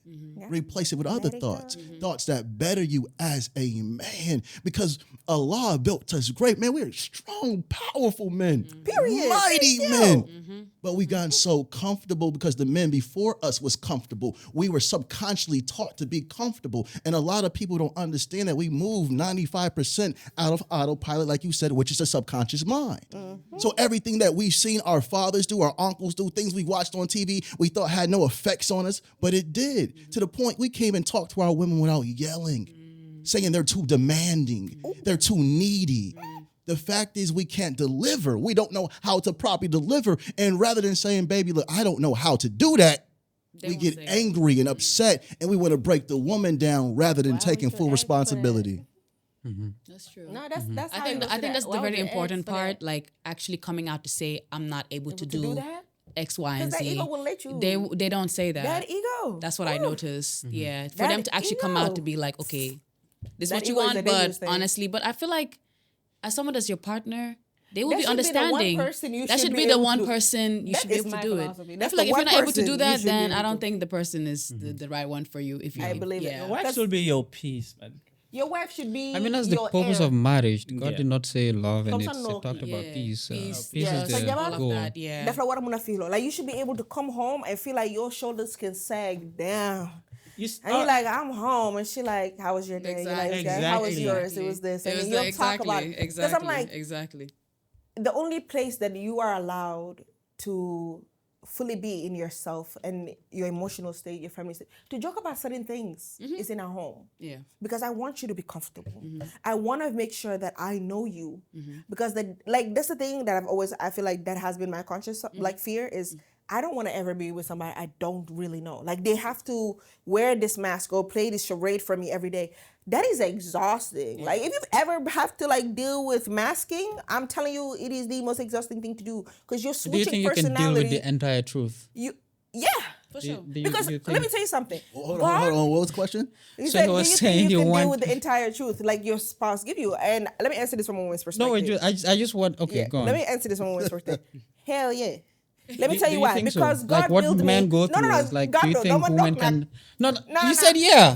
No, I wasn't done. Let me tell you why. Okay, go on. Because I can't just say it and leave it at it. Let me tell you why. Because God has divinely built me specifically for you. If I can't handle the things you come with, that is insane. That God built me cannot with a form. handle it all. No, but that's what it is. Because God will say, I mentally what I'm gonna carry as your spouse, what I carry already into building your home, taking care of your kids, building myself while I'm at it, and having to make sure that you are catered for and get what you need from me. In order to do that to the best of my essence, God had to build me perfectly to suit you And I'm as saying, you like, are built to suit me. You have enough on your table.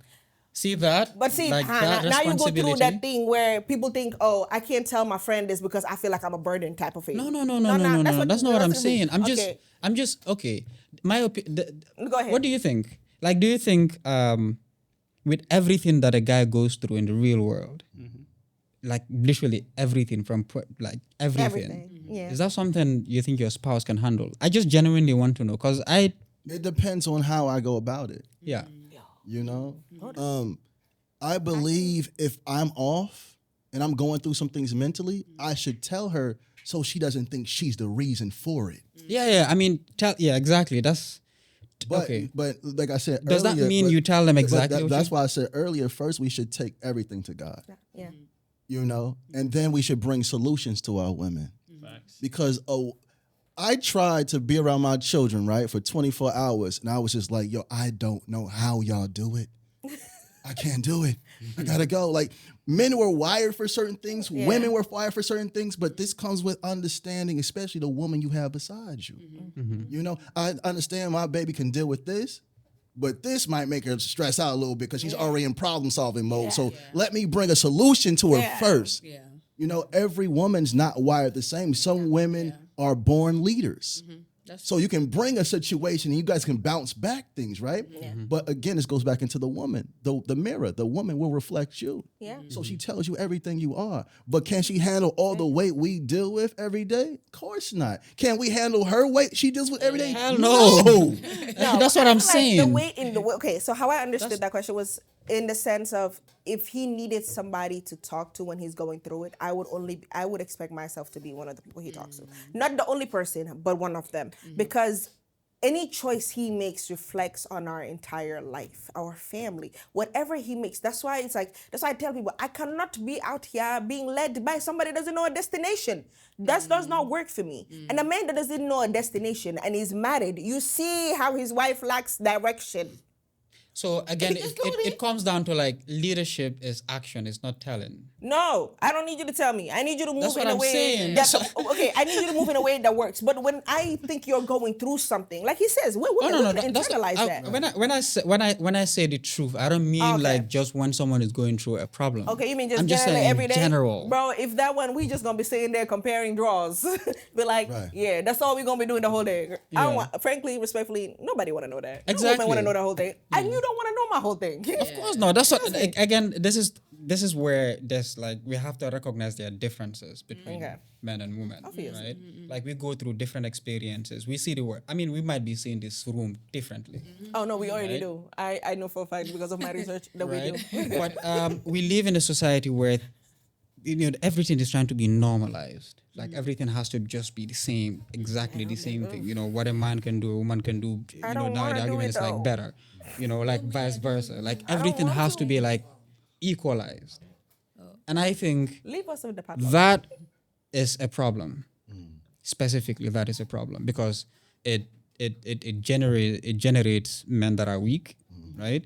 it also generates women that have been traumatized, that they want nothing to do with those people, and they move a certain way. The truth is men have forgotten their roles and women have forgotten their roles. Agreed. We're confused. Agreed. And we're saying women have it too easy. They saying men don't do enough. Like, we just forgotten our roles. And it goes right back to the man. You're the covering. If we cover our women, we will see different women. We can't keep complaining about women we left uncovered. Love it. Agreed. Love that. I ain't got nothing to say. I feel like that was it. He said what he said. Yeah. Oh, we should ask him about the padlocks. Okay. We need your opinion on something, on a phenom going on in this country. For some reason, somebody put some water and mixed it with some other things that they believe that if they sprayed it upon themselves, it will attract a certain man to themselves. Attraction spray. Along with a padlock that, so mind you, this is very much shirk. I don't care what anybody wants to call it as, it's shirk. No, that's call it what it obvious. is. Oh, for sure. Which you could craft to. Yeah. The fullest. Even though I know African is, but I don't need to Don't justify start a myself right travel now. war here. Yeah, like I'm like, That's a I war don't we want cannot to win. just no, because my brain went to that is the Western teaching. Yeah, There's yeah, like we were all witches. yeah, I'm like, I don't got time for yeah. that. I'm not dealing with it right now. So I just shut my part of my brain. Yeah. Just let it go. So let yours go too. So they believe that if they spray this cologne or whatever it is, I Attraction swear to God, spray, it looks like quote, water unquote. and coloring, respectfully. Yeah. But if they do, it will attract them to a certain caliber of man they're looking for or the man that they want. Like, let's say I wanted to get Gando 3. So what I do is they think I'm married. I go to padlock. Don't I use me go as an find example. this does padlock that this has gone to the padlock fit? setting and he's probably prayed over it, soaked it into something and come back out. Respectfully, again, water and paper. Yeah. Yeah. I'm gonna keep it myself. Yeah. And then you come in, you say Gando's name. The lock is already open when you get it, and then you lock it. Mind you, these locks are $37,000. That is equivalent to what? Let me do the math in dollars. Close to $500? Nah, because I really just want to know what kind of trap am I trying to so trap you basically, with. not Little just bit the over padlocks 500. and the attraction spray, but there's a lot of stuff that people are Dollar like value, like advertising 65. to women to $569. try and attract men. So it's from the padlocks that she said, or going to like a witch doctor, for example, to do whatever. So what is your opinion? What are your opinion like on that? Spiritual messiness. Yeah. No, the truth is that, a person can only take advantage of a broken person. Yes. And a lot of these women are broken, they're Yes. desperate, they're tired, Yes. and they don't believe they can draw the person in themselves. Yeah. But in the truth, all a woman has to do is have standards on what she'll settle for and what she won't. That's it. All she has to do is have standards. Is this I remember this that one standard? time. Is it like something they have to like recognize? She just Like, has they to have to know be what she's intentional. willing to settle for and what Yeah, she's and what not she's willing to not. settle Yeah. for. Yeah. Because obviously, like the person you're looking for, they're not gonna have Some of those and not everything, like not 100%, in my opinion, at least. So I guess having your non-negotiables and negotiables and things like that, and not. And Deri said about the padlock. We're Yes, talking that's about the right. padlock. Yes, like because these he kept women that are padlocking doing me. this padlock, they're not targeting like the average man. Nah, that's you're not spending $600 to get Okay. padlocks for Yeah. someone who is a security guy. You would be surprised, like though. padlocking the minister. Bruh. I mean, you'd be surprised I'm though. sorry. Men Who are- go nah, back come on. 37K in this No, you would be this surprised. economy? Love is blind. People I'm have not- done. there's not that- Love makes look, people do look, strange There's a things. lot of Open guys that your have eyes it then, tough out open your here. eyes. 37K in this economy, in this lifetime. You're not doing it for no bum. You'd Bro, be surprised. Absolutely not. Trust me, you don't want to surprised. trap that minister. You don't want to trap You that are businessman. not spending 'cause you $600 to don't get know padlocks for no what come for with anyone. it. You know, this is what I keep trying to make sure Gambian women understand is the things you're asking for, ask it of yourself first before you ask it of somebody else's self. And if you're going to get Because the attraction person- spray, let the let's say attraction spray today, be it success or Ghana money. says he's married, so I'm gonna I use beg, Ghana. prosperity. Today is Caesar. It's success. No, wait, Just hold for on. man. Digluma, I beg. they come pay. Majid Caesar ni. Caesar is wearing a suit. Caesar look nice. Caesar Who is driving. Caesar? You. You. He's calling you. And you're a Caesar. Caesar for as long as I'm there. I'm not calling you chaser because what are you chasing after? You're not a chaser, you attract. chasing the shmoney. Chasing the streets, that's what I give it. I don't like it. No. Auntie. You're a king, acting like it. Now let me finish what I'm saying. Let's say hypothetically, he looked good in the suit, he got his car. I'm like, yeah, I want him. First of all, you don't know his mom, you don't know him other than Adama and Awa. Yep. You don't know if he borrowed that car, he rented it for that day. You don't know if that suit belonged to his brother and his brother left it when he came from England for a vacation from his graduation. You don't know nothing about this man. But because of how he looks to you, you want him. And God is trying to avoid you, his problems, his red flags, his bad influence, him hitting you, him abusing your kids. You don't know what he come with. And you said, I'm a spray, and he's gonna come for me. Or padlock it. Go find his name and padlock it. That's You interesting. don't like peace. That's what it comes to. And I think that people forget that is like shirk because you're it is trying to. They know it. Please. What do you mean they don't know? They know it. Minister, They know what is an ideal man? Like who is a high value man? A high value man is one that stands on the foundation of God, is at peace with himself, and understand emotional intelligence.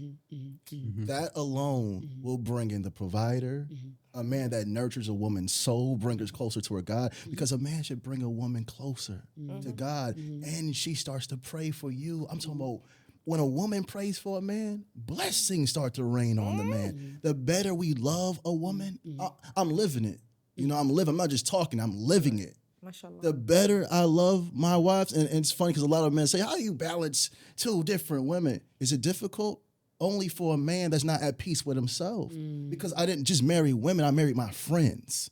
So now it's a difference. How's your day, baby? I love you. But the better I take care of them, the more God just started opening up more blessings and more blessings and more blessings. Because when a woman loves you, she's going to constantly pray for you.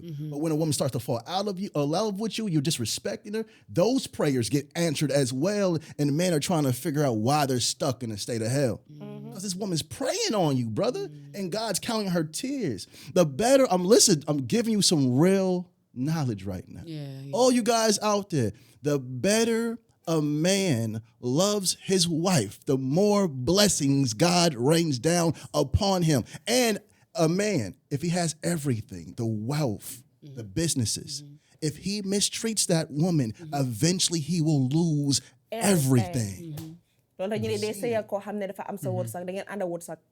you know, like we have this love saying, it's like marry somebody who's, how do I explain what's like? The blessings that God has bestowed upon you. But let me get to the brother. When a man's foundation is God, he can't be swayed. He can't be swayed. It ain't go back and forth. Agreed. Because every time something comes to him, God's there to remind him of who he is. This knowledge, this wisdom. When he doesn't even know how to pay his bills, God's going to open up something for him. Here you go. Take this. Take this, yeah. But he's very intimate with God. Now he understands emotional intelligence, not just for his woman or his children, but for himself. So when he's going through something in his own mind, because sometimes us as men, we deal with so much that we start to abuse ourselves. You could have did better than, man, you stupid. Why'd you do that? You should have did this. You can't disrespect yourself, because when you disrespect yourself, you'll start to disrespect those around you and blame them for what you're going through. Because now we're projecting now. So that emotional intelligence is not for your woman. She will reap the benefits, but it's for yourself. A man must have drive. When things get hard, not when things are good. Because when men even weak men, when things are good, they're celebrating. But when it gets hard, are you willing to keep going, or you just fall short because every man around you fell short? And then it circles right back to God. And if you stand on the principles of God, regardless of what religion you're a part of, if you stand on the foundation of God, your whole life changes. Period. Now you're elevating. Now your wife, come on, heaven on earth. Bro, I know a lot of people say there's no perfect relationships because they've never seen it. I don't even argue with my wives, man. My home is heaven. Like, most people are waiting to die to experience heaven. I'm experiencing it right now. As you should. As you should. Both of my wives are friends. They talk. There's no jealousy because I can balance myself. Now I can balance them. Ain't no who's better than this, who's better than that. If you get a new car, you get a new car. You get a new house, you get a new house. Like the Quran said. Treat them all equally. Equally. Yeah. But the Quran also talks about it's better to have one wife, but no man talks about that. That's a whole different conversation. I mean, the Prophet, back to me when you come back when to me. when he was married to Khadija, he didn't have a second wife, and there was like a reason as to why he was taking wives. It wasn't like, he saw this. The reason was because he knew the love he had for her was irreplaceable. Yeah. And he will never be, while she's alive, Yeah. he will never be able to share can't that share type of that, love. Because yeah. even after her death, He's he still talked about her. Yeah. all the time. Yeah. Mashallah. I remember a hadith where the Aisha, peace be upon her, know she what said you're something about, Yeah, and he was pissed. Heated. He was really, really angry. Heated. Yeah. Like, yo, what you doing? Because he loved her. He genuinely loved her. Yeah, but see, he knew himself. He knew he couldn't share that love with nobody while she was alive. He could barely do it when she was dead. Yeah. Yeah. I don't know. That one still gets me. That's why they say if you want to love me like the Prophet loved I have Khadija. one question. You Go talking about this. So this has to do with like cheating, for example. Do it. Okay, so I've seen a lot of people justify cheating on like their significant others or whatever and the excuse I've heard constantly on like from a lot of men has been, men are naturally polygamous and to cheat and blah blah not be blah, things like that, polyamorous. not to be monogamous, blah thank you, blah wanna blah, polyamorous. Yeah. doing all these things behind their significant others like back. So what is your perspective give me on a that, headache especially with using that that thought excuse? That only stuff. see again that only comes off the words of men that lack discipline. A man can't control himself. You're not moving with God. He's not moving. All he wants to do is have sex. Yeah. Now, okay. For instance, when I took my second wife, it's funny how I even married her. Right? She's a Gambian, right? Yeah. So we were just talking on the phone, and she was talking about business and things she wanted to do, and it was just so amazing to me. I said, man, I could marry this woman. It wasn't based off sex because I didn't know what she looked like. Yeah. Yeah. Yeah. It wasn't based on if she had. It didn't based on nothing. But I heard a woman that will be a great asset to the family, and I wanted to change her life. From that conversation, I've been taking care of her until this day. Mashallah. And we had an agreement. I said, yo, I'll take care of you for the rest of your life. I'll treat you great. I'll respect you. I'll bring you closer to your God. That's why her mom loves me, because I brought her closer to her dean, right? All praises. But so I told her, had agreed. I said, we're not going to build this. This is not going to be built off love, because sometimes you can build something off love and waste a lot of time and realize it's not love. Yeah. I said, let me help you become a better version of yourself, and eventually you'll start to love yourself to the point you can love me back. And this word. and this is what I see today. A lot of people try to get married off emotional feelings. And feelings come and go. That's why 1 minute you love this person, 1 minute you hate this them. person. Yep. But if you have a divine agreement, a divine understanding, and a man knows, I'm the maintainer here. And I know if I maintain her and bring her closer to God and provide for her, God's going to open up doors for me. So my relationship with my wives aren't based on sex. It's not based on them working, because if they're going to work, it's going to be a business they own. They're not going to work for nobody. I don't play those games. Only I should take care of my wife. No man's responsibility to take care of my wife, But again, smiling in the back but again, this means I can never be comfortable. I'm always thinking, what's the next level? What's the next level? What's the next level? What's the next level? Because I have women that I'm responsible for. I'm a leader. So I have to make sure I'm properly leading myself. Can you lead yourself? Are you happy with yourself? Can you be alone in the darkness and still be good? Can you lose everything and rebuild it again? And if the answer is yes, you deserve a wife. If the answer is no, go work on yourself. Because in this culture here, in Senegal, Gambia, a lot of men are told and women are told to get married early. You can't even provide for that woman mentally. You can't even provide for her financially. That's true. That's going to fall apart. Now this woman is stuck in hell. And you can see it on the face of these women. You can look at a woman and see when she's not loved correctly. Yeah. But when a woman is loved properly, she glows from somewhere internal. And that's the glow of God. Now you know that man is being led by God. But I hope I answered your question, my brother. Yeah. I guess there's just one thing I wanted to ask on top of that is, I guess sometimes when we talk about building, the assumption is finance. Like, do you think, as a guy who, quote unquote, deserves a woman, like, do you have to have your finances in order? Do you have to Brother, a broke man don't deserve no woman. What is a broke man? A man with no drive, no money. If you can't take care of yourself and you living in your family's house, you don't deserve a wife. A lot of men are getting married for sex rather than being able to lead. So living in your family house. I mean, this is culture again. No. I understand. Right? Go ahead. Because there's a lot of guys. I mean, they live with their families not because they can't afford to live Now, outside. see, that's the difference. If it's a choice, Okay. if you can afford to do something, if your wife says, "Baby, I no longer want to be here," can you remove her? Yeah. Because a lot of men here in the culture is not even religion. Their wives turn into slaves for their mothers. And you can't tell if she's a wife or a maid. I agree with I that. walked in the house, like, brother said, that's my wife. I said, which one? They all look like maids. I couldn't tell the difference. That's the culture. I wish I was a fly on the wall. That's the culture, man.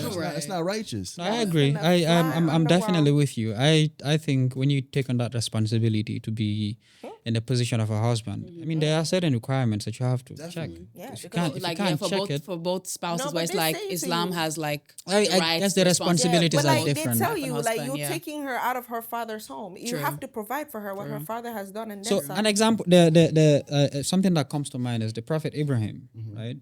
When may peace be upon him, when he came, randomly to visit his son, and at that point he was married, but he wasn't home, and then he came, he asked about where's your husband? He's out, I think hunting or something. Like, how's your situation? Like, how are you? And she started complaining about all the things that she was going through. And then as he was leaving, he said to her, when your husband comes, tell him to change the doormat. Right? So he came, he was like, the wife said, someone, an old man came to you, came asking for you. And he was like, what did he say? He's like, I was just asking about our situation, yada, yada, yada. Because the son understood, oh, this must be my father. He was like, what else did he say? He said, if you come, he said you should change the doormat. And he divorced her, right? And then he married another one. And then he came again. Like, how's your situation? How are you guys? Where's your husband? He's out. And it's like, alhamdulillah, everything is good. Even though, they were not like, they were struggling. No, I understand right? what you're saying. But like, there was a level of patience that he saw in her son's wife. And then he said to her, when he comes, tell her to, to keep the doormat. And then he came, the wife told her exactly what happened, and he kept her. So I guess I'm asking is like their responsibility on the woman that you're marrying. Even though as a guy, yeah, financially you might not be like there where she needs a Ferrari to you can buy it for her, right? But you're able to do the basics. Like, you're able to provide a roof for her, you're able to feed her. See, but like, how is this is what it is. Providing for a woman doesn't mean a man has to be wealthy. He just needs to provide her needs. Men have to know the type of woman they're marrying. Does she want this little house or does she want this real big house? And can you afford that? If you date with women or court women where your pockets match that, a lot of men will be more at peace. so? I mean, again, yeah, that's true. So there is Oh God, thank you. there is. I mean, it's relative to who is like for women, like who they think is value to them. It's a relative thing because a woman might be like, you're too broke for me, right? Even though I might check all the other boxes, but maybe finance I'm not but there that's not yet, a Gambian girl for real. right? So is that also, for example, would you? I would tell What women. would you say to the guy? What would you No, say? let me to tell the the woman. I recommend that a woman does not deal with a man with potential. Who? She needs a full developed man. That's all I respect. I'm not talking about dating and courting. If you want to court, do that for a few years. But when it comes to marriage, a man has a responsibility to take care of you from the bottom of your feet to the top of your head. You don't have to cook and clean. That's if you do that, God's going to bless that and say thank you. But a woman wasn't created to be a servant. Bodies come. You got children, brother? No, You don't have no children yet? No. Hopefully you will, right? Some Wait, sons, I want right? to snap so But loud. souls come out this. Well, she's the portal between the seen and the unseen. She has a relationship with God that a man will never understand. Her organs start to move to the side when babies develop inside the womb. She's magnificent. How do you not want to provide for a woman that gives you life? no, look. No. I'm not saying you in general, but for those out there that think it's okay to get with women when they're not broke and saying, well, Prophet Muhammad, peace be upon him, got with Khadijah, and he was poor, but he had something that the world couldn't even give, Yeah. Something divine. So again, that's Okay. what if you check those boxes? There's Like, no what ifs. let's Yeah, use yeah, If he checked You can't make excuses for men that don't got checked it. everything and had no money, He's a potential man. He's not a he's a boy stuck in a man's body because he still needs other people to help him provide for his woman. That's a child. So if he has to go to his mother and his father and his aunties and his brother that help him provide for his woman, he's not a man. Okay, but it goes back to the question that I asked, like, who can provide for you is relative to a certain extent. Because I might be able to take care of you. Like, you will not go hungry. You'll not lack what to wear. You'll not be homeless. Like, I can provide that. But for some people, maybe that might be a bare minimum.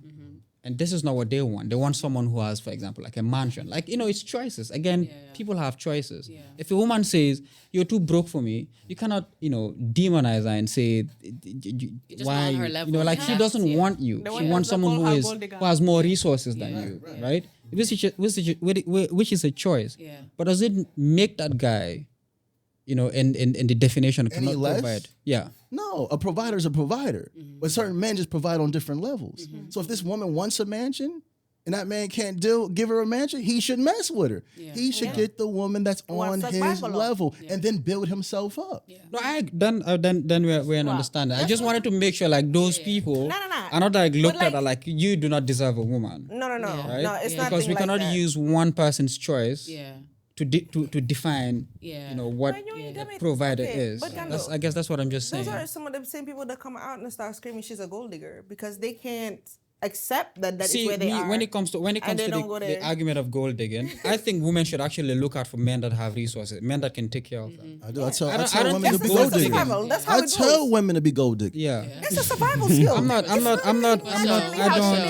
I think also there's that gap of like what I've seen is like some people, and this is just in general, you're going for and trying to stand on 10 toes down, going after somebody clearly they're not for you. Like you're not able to provide. I think there's that gap. And it's just like, I'm not sure what I'm missing. Yeah, true. I mean, I feel like there's a difference between gold digging and loyalty, right? Oh, for sure. You can look for a guy that has resources. But once you decide to settle with that person, I think you should be loyal. For sure. That's like the bare minimum. Yeah. Okay. You can't jump to this person because someone else has more than... I think that's another thing too, that illusion of choices, I think, or just not being 100% satisfied. And I think that's when some people start jumping from people to people. Okay, but you do know, like for women, it is naturally how we are that we will always want more. Oh, for sure. Isn't that like an easy argument? No. It's not it's not about an easy argument. It's not about like, okay, so you're seeing it like, okay, I want him to build this and this and this and this for me. But once he gets to that level, then what? I need to seek more. If I don't want more, he will stay stagnant. He'll get comfortable again. Then what? Come again. Sorry. Okay. I'm completely missing. You just basically, okay, so this conversation started with, she gotta be with who can provide for her what she wants, what she visualized for herself to want, right? She says, some of the men will say, because I can't provide a mansion that she wants. She a gold digger, but they have resources to create a bungalow. They can create a bungalow for her, but they can't put her on a taas. Basically, a 2-story house. They don't have that money, and that's okay. But if he has the resources to eventually do that, that's a different case. Because she can say, I could just work with him with the bungalow, and then we'll live space upstairs, and then we'll gradually build it as we go throughout the years. That is somebody that could do that, right? There's somebody that could do that. That's a resource they have. But if you have the resources, you're still making bad choices with the resources you have. Which is unfortunately what we have a lot of here. We're assuming someone would have, they cannot control their resources. I'm not saying like someone who cannot control their resources. I'm saying like if you choose a guy, right, and no, not say amut. Like he can provide for you. Like see, the thing about tenena is I think sometimes it can be an insult. Okay. Right? Okay. Someone like who is like struggling to put food on the table. Yeah. Because if you're like dismissing that as like, this is nothing. Someone else has more than you. Yeah. There's always someone who has more than the person you think has the most. No, but that's just nature. Yeah, right? Natural. That's life. Yes. So guys, so you guys basically want to say that a female should look for someone who can provide for her, right? In the way that she wants to be provided for. In the way that she wants to be provided. Just like how a guy should pick someone who he believes is a nurturer. That would match who's for gonna him. like take care of the kids. Like I have to trust this person to like take care of my children. If you look at a woman, right, and then you tell yourself, you ask yourself, do I want my daughter to be like her? If the answer is no, then that's not someone you should marry. Thank you. It's the same thing. And the same thing with the Same son. thing for a guy. You know, the prophet gave like the perfect, you know, litmus test. He said women need to stop listening, as in like don't, because women are easily wowed with like, you know, Honestly, with words, romantic yeah, language and I've whatnot. fallen trapped You need to to look that. at someone's Yeah. like consistency, someone's Yeah. action, and I guess this is, you cannot hide this as a guy if you're not peaceful within yourself. If you're not walking at least the path of God, like you don't have a purpose. It's not something you can hide. No. I think it's easy to spot bombs, but if you're not like looking, you're just listening to how they're sweet talking, then you eventually make bad decisions. That's true. Right? That is true. Yeah, because that's something I had to learn. You know, growing up and dealing with like certain relationships is like, don't just fall for the words. Look at the action. Look at the action. Because the person can say anything. Under the sun and the stars. Anything. And They Gambia can make a promise you review. the earth. Yeah. But if they're not, Gambia make a riz. the actions are not matching the words. It's like, yeah, I used to struggle with I that. mean, it's But good now to it's have like, balance, not to like all this true. ustas is like. No, honestly, because like, okay, so like personally, like I know what I like, Yeah. and I work through figuring out. Cause like, you know, he said he has to go to talk to God, but he can't even use a certain tone. I went into God like, okay, you know what? I'm tired of this stupid people coming to me. You know, God, I don't like stupid. Send me somebody that makes sense. Yeah. Like, cause energetically, I felt that like the person that was meant to be my husband needed me, and I didn't know how. And I was like, I would literally tell him, I'm like, I prayed about you and prayed for you before I laid eyes on you. Yeah. And he was like, I'm like, you don't understand. I have literally spent time with God sending you hugs when my spirit told me something was wrong, and I don't know who you are. So when he started recalling times of when he was going through it, it was the same timeline. And I remember thinking to myself, when God creates your person. Oh no, you're connected wrong before you lay eyes on each other. Yeah. He knows who you're meant to be, and you will find each other in a time that you can go together. And like you said, you have to choose who is for you. We don't do that. yeah. That's why people get married this month, they divorce 4 months later. That's the current situation we have right now going on. Yeah. We have a higher divorce rate amongst the young people. Yeah. A lot. A lot, actually. They will be divorced within 6 months. Yeah, Because they don't make it to a year. the illusion fades away. Yeah. Do you think this? Have you heard about this thing where divorces are like, you know, the order of the day now? Like what? I don't know if this is something that you're familiar with. So like Like there's so many divorces in our they're communities. so like, consistent, and they're consistent about it. It's literally an every 4 to 6 month period after marriage. Yeah. Literally, I would go one day that she's married to this man. All right, cool. I'm happy for her. I would even say congratulations. I think it comes down to what he said, feelings. People come up, With feelings, exactly. Yeah. And that's the thing. infatuation, you know. Yeah, you- and But it's you're not like- intentional about your yeah, partner. you're not That's what it intentional. also shows. Like Yeah. when that person was showing you who they were, their red flags, you sat there and said, I can fix him. Yeah, because love, I feel like people don't realize that. Take out the emotions for like 1 second and be like, okay, these Objectively. objectively, What these we are the looking at? characteristics this person has. Yeah. Am I going to be able to, once the love fades Goes. or it's going up and down, what What is is left consistent? there? What is left there? What is Exactly. left And there? I feel like people don't They look don't at that. they don't internalize that long Yeah, enough. Because yeah. they've made weddings to be the thing to get married The weddings, for. yeah. The wedding became the thing to get married for. The Yeah. party, the money you get. That's just the highlight. About the whole people to purpose get of you- marriage. They The marriage, forgot about the exactly, whole purpose of marriage, what exactly. marriage comes with. Exactly. And now that has led into dysfunctional homes where now Yeah. there are kids that are growing up with their dads around. Yeah. Because like your mom's gonna be in Gambia, your dad's in Sweden For for example, the yeah. past 10 years. Yeah. You've only seen your dad through the phone. We Yeah. call them phone dads. I've been calling them phone dads.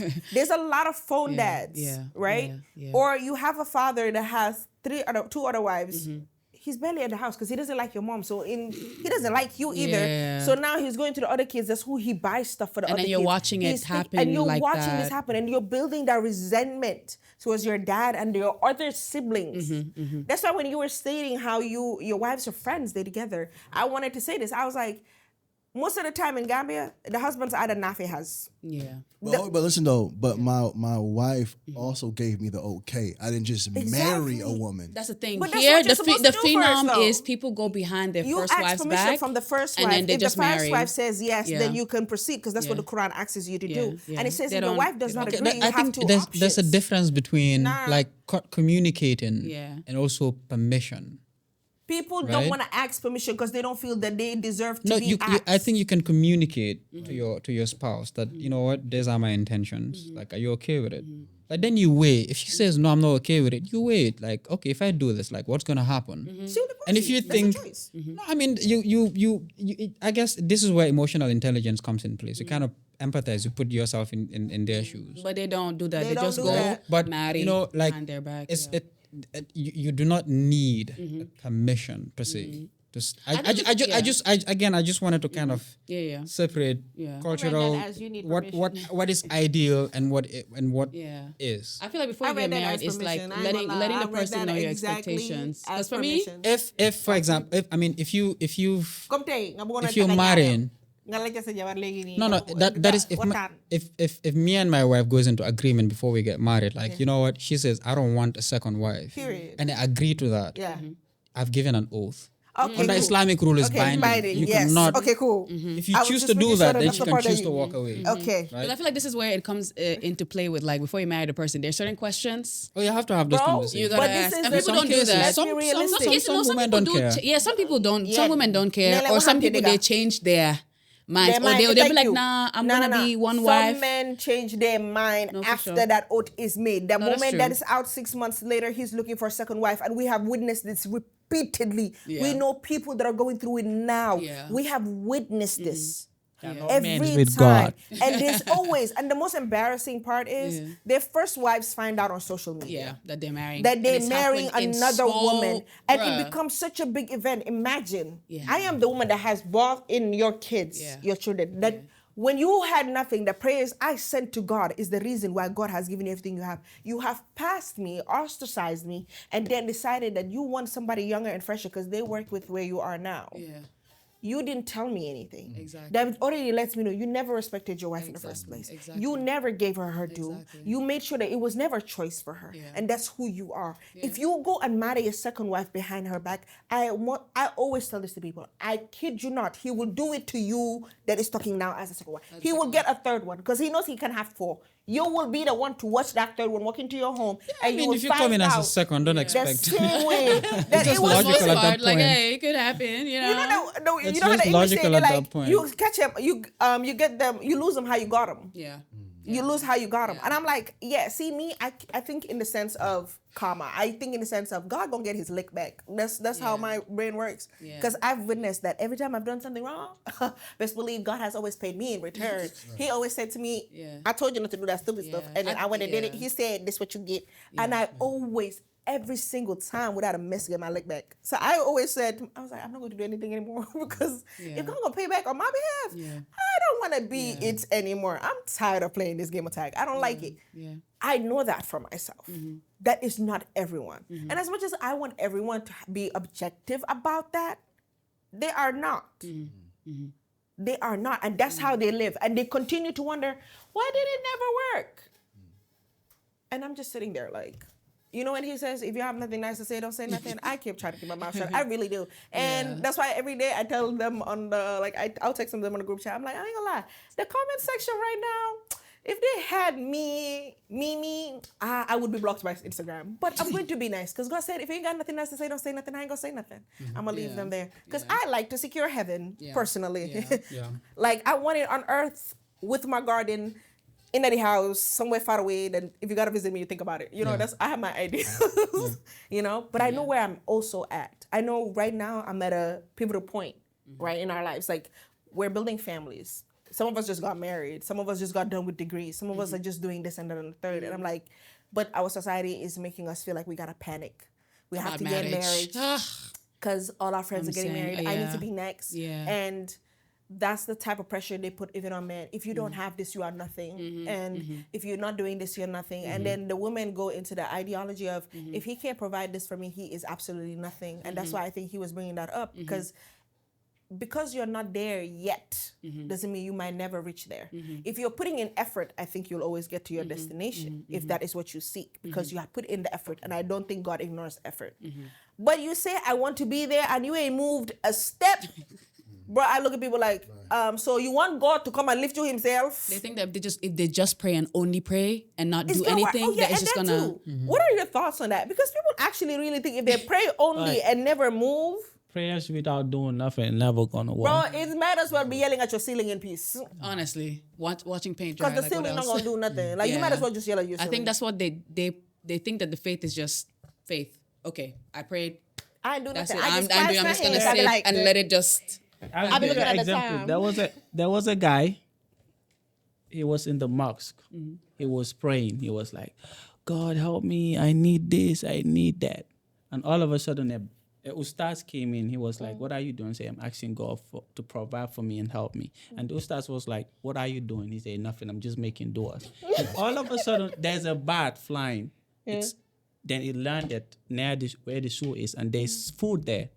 And the bat grabbed it and fly. Then the ustaz was like, "This bat right now is better than you sitting here praying, because at least the bat have a family, but the bat flew and look for get food and bring it back. And from there, guess what? The guy was like, "God, I want this, I want it." But then all of a sudden now he start working now, making efforts. And I If beg, you don't put in you the get effort, you're not everything. gonna get You will it. never. It's not just about saying, "I want this, I want this." You have to Then put you on think, effort. I want this snack, I want that. And then it's gonna just we like to happen send that just list like that. and not expect work to be put in with that list. And it goes the same thing with everything, like I was saying earlier, like with your relationship stuff. If you're not putting in the work, it's not gonna work. You're not gonna have that community that you're seeking, because It's you're not not gonna putting in work. the work to actually be that friend that you want. Essentially. Or be that spouse that you want. That you Like want, you don't have to exactly. necessarily be like your husband, but the tenderness you want, give that tenderness. The compassion you want, give that compassion. The forgiveness you want, give that forgiveness. And I believe if people move in that way and are conscious in the way that they move, and like you said, they're walking with God, it allows you to just be more liberated. And like that's an experience. I tell you, I'm like, you only pray to God, but you've never really experienced God. And if you experience God, you will see God completely differently. Yeah. And so that's the thing. I'm like, you're learning the Quran, you don't know what it means, because you're not even trying to experience God. You're just trying to walk a little so that you could come and talk to me about you're not rubbish. going through each surah, No, to, looking like, at like the find context out. of it, like find out, okay, And what is feel this it. about? And trying to apply it to like your daily life. They don't do that. They just think, okay, if I Unfortunate. But I'm if glad I we just got to have memorize this the Quran, conversation, Because Yeah. like it's nice to have you here. Yeah. Gando, obviously I dragged him in. 'Cause Gando was Guys, stating- one more question Okay, for go you. ahead. Are you responsible for your own peace?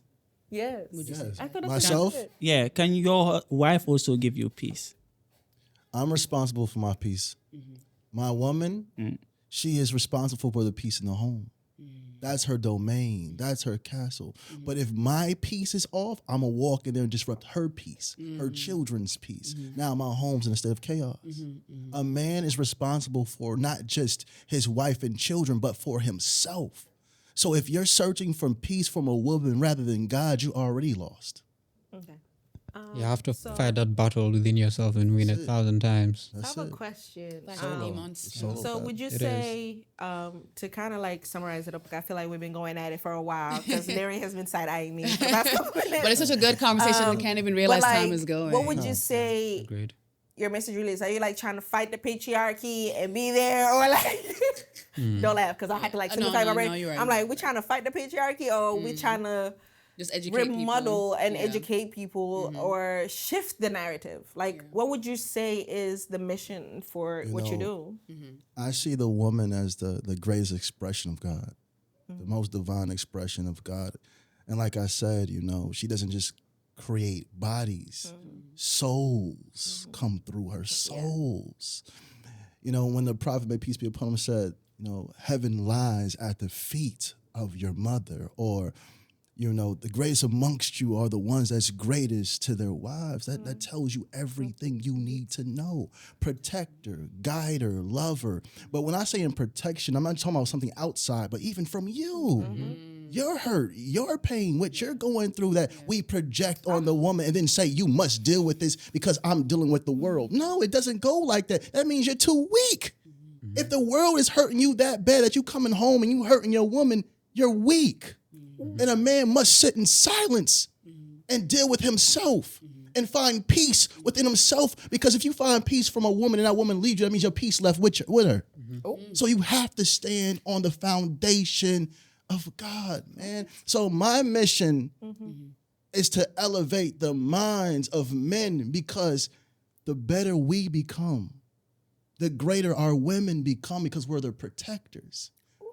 Now our children are outstanding.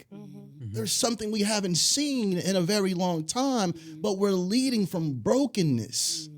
We're leading from pain, hurt, generational curses. Because I see my father disrespect my mother, I think it's okay for me to disrespect my wife. Now my son thinks it's okay for him to disrespect his wife. These are generational curses. This is nothing of God. And then we have to put a fine line between culture and religion. And not just here on this continent, but around the world, because it's not just an African thing or a black thing. This is a global thing. Yeah. Because I have women from almost every religion and race that follows me, and they all have the same problems.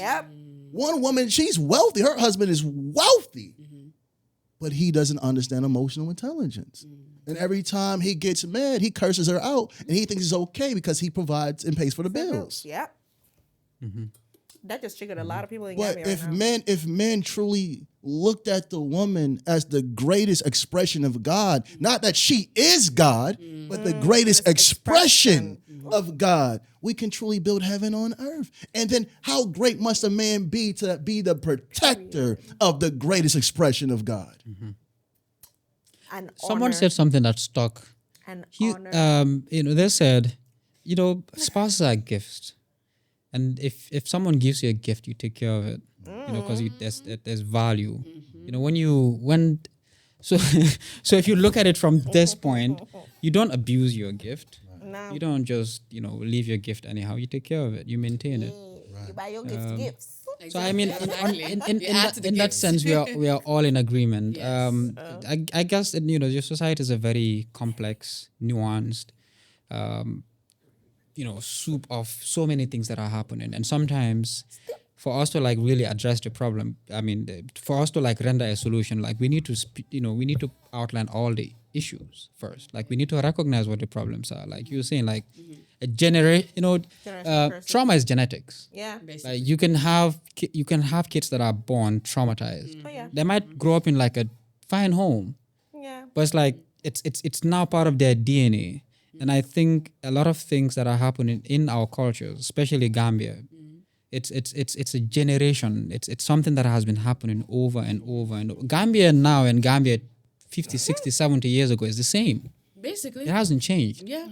We just have technology. That's the And more difference. access. Not to bring politics into this, but no, it's what the has really changed since Nothing. Jawara? Bro, the buildings of the British was actually nicer than the buildings in Banya now. So we have to we have to point out the problems Did you see the picture? for us to for even solutions to make sense. Because if I'm telling you, you need to do this and you need to do that, and I don't even know what is wrong with me, I'm gonna look at you like you don't know what you're talking about. Like the last the comments. I don't want to acknowledge that there's something wrong with me. That is the issue I have found and learned also this past couple of weeks is they don't want to face that. It's easier to point at the other It's easier person. to say attack than it is to reflect. I think this is just a human condition. Yeah. The human being. I listened to this guy Hamza Yusuf. He's one of my favorite scholars. The human being has, if you leave a human being run in its default state, you're no different from an animal. You just, your actions are, it's not rational. Yeah, that's true. What is the word? When you just want to buy something because you feel like buying it. Yeah. Impulsive. You become an impulsive human being. And this is why we have the Quran or the religious thing, because it's a manual to really tell you who you ought to be. We have to recognize the qualities of a human being. We are three in one. We have a bestial nature, we have a demonic nature, we have an angelic nature. And whichever one you nurture, you become that.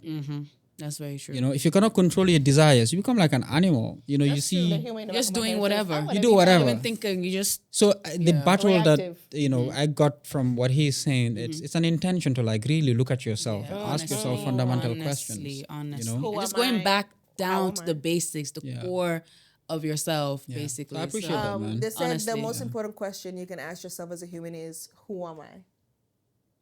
What am I? You ask yourself that repeatedly so that you can gain awareness about who who you are and what you are. And I believe like coming to those questions with God in hand makes the answer even more interesting. Because then you're just there like, it's like you're an onion and you just gotta Peel off the layers and be like, yeesh, there's a lot of layers. Yeah. You know, It's like, oh, this layer, I don't really like this layer. Like, Dang. this layer harder to remove than the other one. You know, because I wish we had a separate segment where we could like really, you know, dive because I would like to. out. But if you come back to Gambia again, holla at us. please Yeah, holla at we'll us, definitely. because Let us honestly, know. this has been such a wonderful conversation. Like I just feel like time just It flew. flew. Like, It I'm didn't like feel like looking at time him went like, by. Yo, wait. What time is it? It's after 6, almost 7. Almost 7. See? Oh. You see? Like I didn't realize. Like, yo, where's my baby at? He's like, oh, he's asleep. I'm like, still? Like we're having such a good That's what he time. said. Yeah, My mama yeah. having a good time. She out here, and Yeah. I'm glad. Thank you, Mama Cham. Yeah. Gang, you checked in on us. We appreciate you. Love And I you. didn't take it from Gando. We need to Yeah, have more because we said conversations. we were gonna. Honestly. He has his own That's segment. a problem. And you were gonna be Yeah. on his, but Yeah. there was a miscommunication. So Yeah. I was like, Yeah. I always wanted you on mine anyway. No, but this is good like this because you know Yeah. I can Yeah. just sit back and like listen. Relax. Really listen, yeah. And I hope that you people at home, Took notes. if it's YouTube or Apple Podcast, Rewind. rewind, Or listen to it take slower. it in, write down some notes, Like finish. my boy right there. Exactly. He said, "I'll call him Everybody Caesar." needs to be like Lil Chaser, Yeah, taking he said, notes, "Stop, listening. He's not a His chaser, name is he's Ibrahim. an He has one of the most attractor." beautiful names. Sorry. Call him by his name. Forgive me, Ibrahim. What called attraction? Not chasing. I'm so happy by that chaser name. I don't know why. I'm like, you attract, you don't chase. You attract. Oh my What are you, a God. lion? Like, relax. But Let your yeah. meal bring it. We had such a great time with you. No, we honestly, really thank you did. so much for Yeah, I taking learned the a lot. time out. Learned a lot. Honestly, Being here. to just come and just Kinda talk to have a us. laid back. Just it's very laid back, you know. Because But we I've had a seen good Northern time. Ri- I was like, dang. I Like don't right, wanna you be you that. with the journalists, and I then was there's like, us. I'm not that built for that type of strictness. I want him to relax and like enjoy his time here and like, Yeah. you know, get to have a conversation. Because like I said, again, social media to me is a very scary place because I feel like Yeah. people always just project what they think yeah. and what they want, and they don't really allow you to fully dive into how a person actually really thinks and how they really feel, and you don't know if they're wearing a mask or not. Yeah. But I'm grateful that we got to sit with you and Honestly. you know fill out your energy and your Yeah, vibe. And yeah. I what's the word? I want to say that because I'm like he's a minister. I can't say that word, but like you know I want to be nice vibe. But like you know you have this really cool vibe about you, and we appreciate you taking the time and checking in and joining us in Yahdan City. They're looking at me like, girl, that's not what was hot anyway. I know. It's okay. You will survive. I touched on your attraction spray and your locks, and I'm still telling you it's shirk. You better check yourself, my people. My people, We my should have government, gone a check little bit on yourself. this like background because I want to know. Yes. No, we won't the, tag the, you. the 4 Ne- years next in the time. mosque and Yeah, next Yeah, time. because Like your I journey. also want to. yeah, it would have been nice to. Because I'm too to- Gambian, so I would just say this. Because I wanted to touch on a little bit about that cancer thing, reverse thing. But I feel like Gambian are ready for that full conversation yet. Because they had a president that said he cured AIDS. So they AIDS, had and he did not. traumatized. Oh yeah, I mean, I was in the side of you don't know. Yeah. You know, I don't know how. You know, can you Because he touch on said that a little bit, just a little reverse, bit? not cure, and that was the word. That was the thing that stuck with me. He didn't say cure. He said reverse, and I'm like, that's an interesting choice of words. You know, I've actually seen a few doctors that I follow. That It's reverse actually cancer. true. No, I've seen them, but mind you, again, I am definitely in a conspiracy hole of everything. Like I've had every day. It's gone to a point now. My house has learned. Like they would just sit down and just find an Egyptian like video coming on YouTube about tech or whatever, and they just like, what is happening? I'm like, how the CIA is involved in this and this and that, and they just like, whose page are we on? I'm like, this is why I tell you stay out of my business. I told y'all to leave me alone. Sometimes ignorance is bliss, but Yeah. Yeah, in this but case, you see, know, my knowledge bliss is got power. taken from me, so now God just like, I want you to try everything, and I'm just like, can I just stay? Touch on on it a one little belief bit. Let's system? Gando, it's almost 7, and I as just- much I know you do. I You're want the you host, to, but you know you're the all I can host. hear is my child in my head. My brain is just like, look, it's been 2 hours. Your child is fine. And yeah, but he needs milk. Unless you He got needs something some you milk. ain't telling me, he gonna need that milk, boy. I ain't about to play But about honestly, that. My when you come instincts back screaming at again, me. you are more than do. welcome to come to 4 our days is studio. short, man. Very Come short. here for 2 weeks. Let's take you out Right. to the Definitely. beach. Get you Right. good food. We have great food. Actually, your wife got me. Why are we talking like you don't Right, have right. Girl, take him somewhere nice. Okay? And I ain't just saying this any beach. Find him a nice beach. Take him there. Let him see the sunset. We have nice sunsets. Yes. We're cool like that. Yes. I'm You sure know? she does. Yeah. You know, she got this. We I are. have faith in her. And I would like to next time touch on your veganism because I really want to know how you decided to be a vegan. You know? Yeah, we definitely got a lot We to got a lot touch on. to like, touch on next- because I was going to, but then I was like, the conversation was flowing, this just might real not be noise. the day that I don't want to eat meat. I made a conscious choice. I was like, he could say something that would just mess it up in my head, and I'm just gonna call my husband like, I'm a vegan now, and he just be like, what happened? It's like one I'm like, I'm conversation easily changed swayed. my life. It changed my life. They told me this and this and this, and I can't go back now because now I can't unsee it. Yeah. And that's why I'm like, I'm not doing that. Yeah. I'm gonna come back to it next time. So inshallah, make time for us. Yes. We'll be here sure. and we're happy. Shout out to your wife because I like her and I like your voice. And thank you for checking on us and making sure this happened. Yes, we we appreciate appreciate it. you. You and your sister, my G's for real. So we thank y'all. you so Everybody, much, man. I hope y'all got good notes taken in. sure, I for definitely know the guys in the studio definitely had a lot today. And the girlies, we've been cheesing up in here. I know the little feminists gonna come at me because I know there was something said that even my head went feminist. It said scream, and I'm just gonna tell you, I didn't object to nothing because you know why? You should allow other people's opinions and you should listen to them, Yep. and that's also part of feminism. Yep. Listening, Yep. comprehension, Yep. and not feeling attacked all the time or triggered. Yeah. I've actually healed that part of me, so it didn't bother me. But if you feel some type of way, Keep it cute. keep it classy. Yeah. Keep it cute. It all comes down to the and men again. be nice. Right. Me, Gosh, they Mom, gonna come for Because us. my segment definitely, it raffles Gambian men. It raffles them. They've Something in called their us feather, ugly, if dead. It could, We're going to hell. Like, yeah, they man. don't say anything under the moon. At this point, I be like this every time. I'm like, God, thank you. I know I didn't pray yesterday, but the tiabo I just got from all these comment sections. It's like, keep it Thank coming. you. I pray y'all that y'all get good life, good health, Yep. joy, Yep. blessings. Yep. You know, Lil Chaser is not bald. So Of course we're I'm bald. happy. No, you're not. I am. So we're happy. Yeah. We got a perfect guest today, and I'm glad that this is what we came back to. We've been gone for a couple of weeks. Yeah. You know, motherhood has put me through the trenches. Yeah. But your girl is back looking cute. You see, I even got my hair done for y'all. Period. You look good, So, girl. you know, shoot. I'm in here. Looking like a potty he was- mouth. You know, he was talking about my little locks is man's. You wish it was. This is real hair. You don't know what this is. Real Right. kinky locks, boy. Don't hate on me. Thank All you. right. Y'all. See Thank you you guys all another for joining time. us. Have a good night, Yeah. everybody. Thank you. Toodaloo. Yes, And Good Clarks. one. Good one.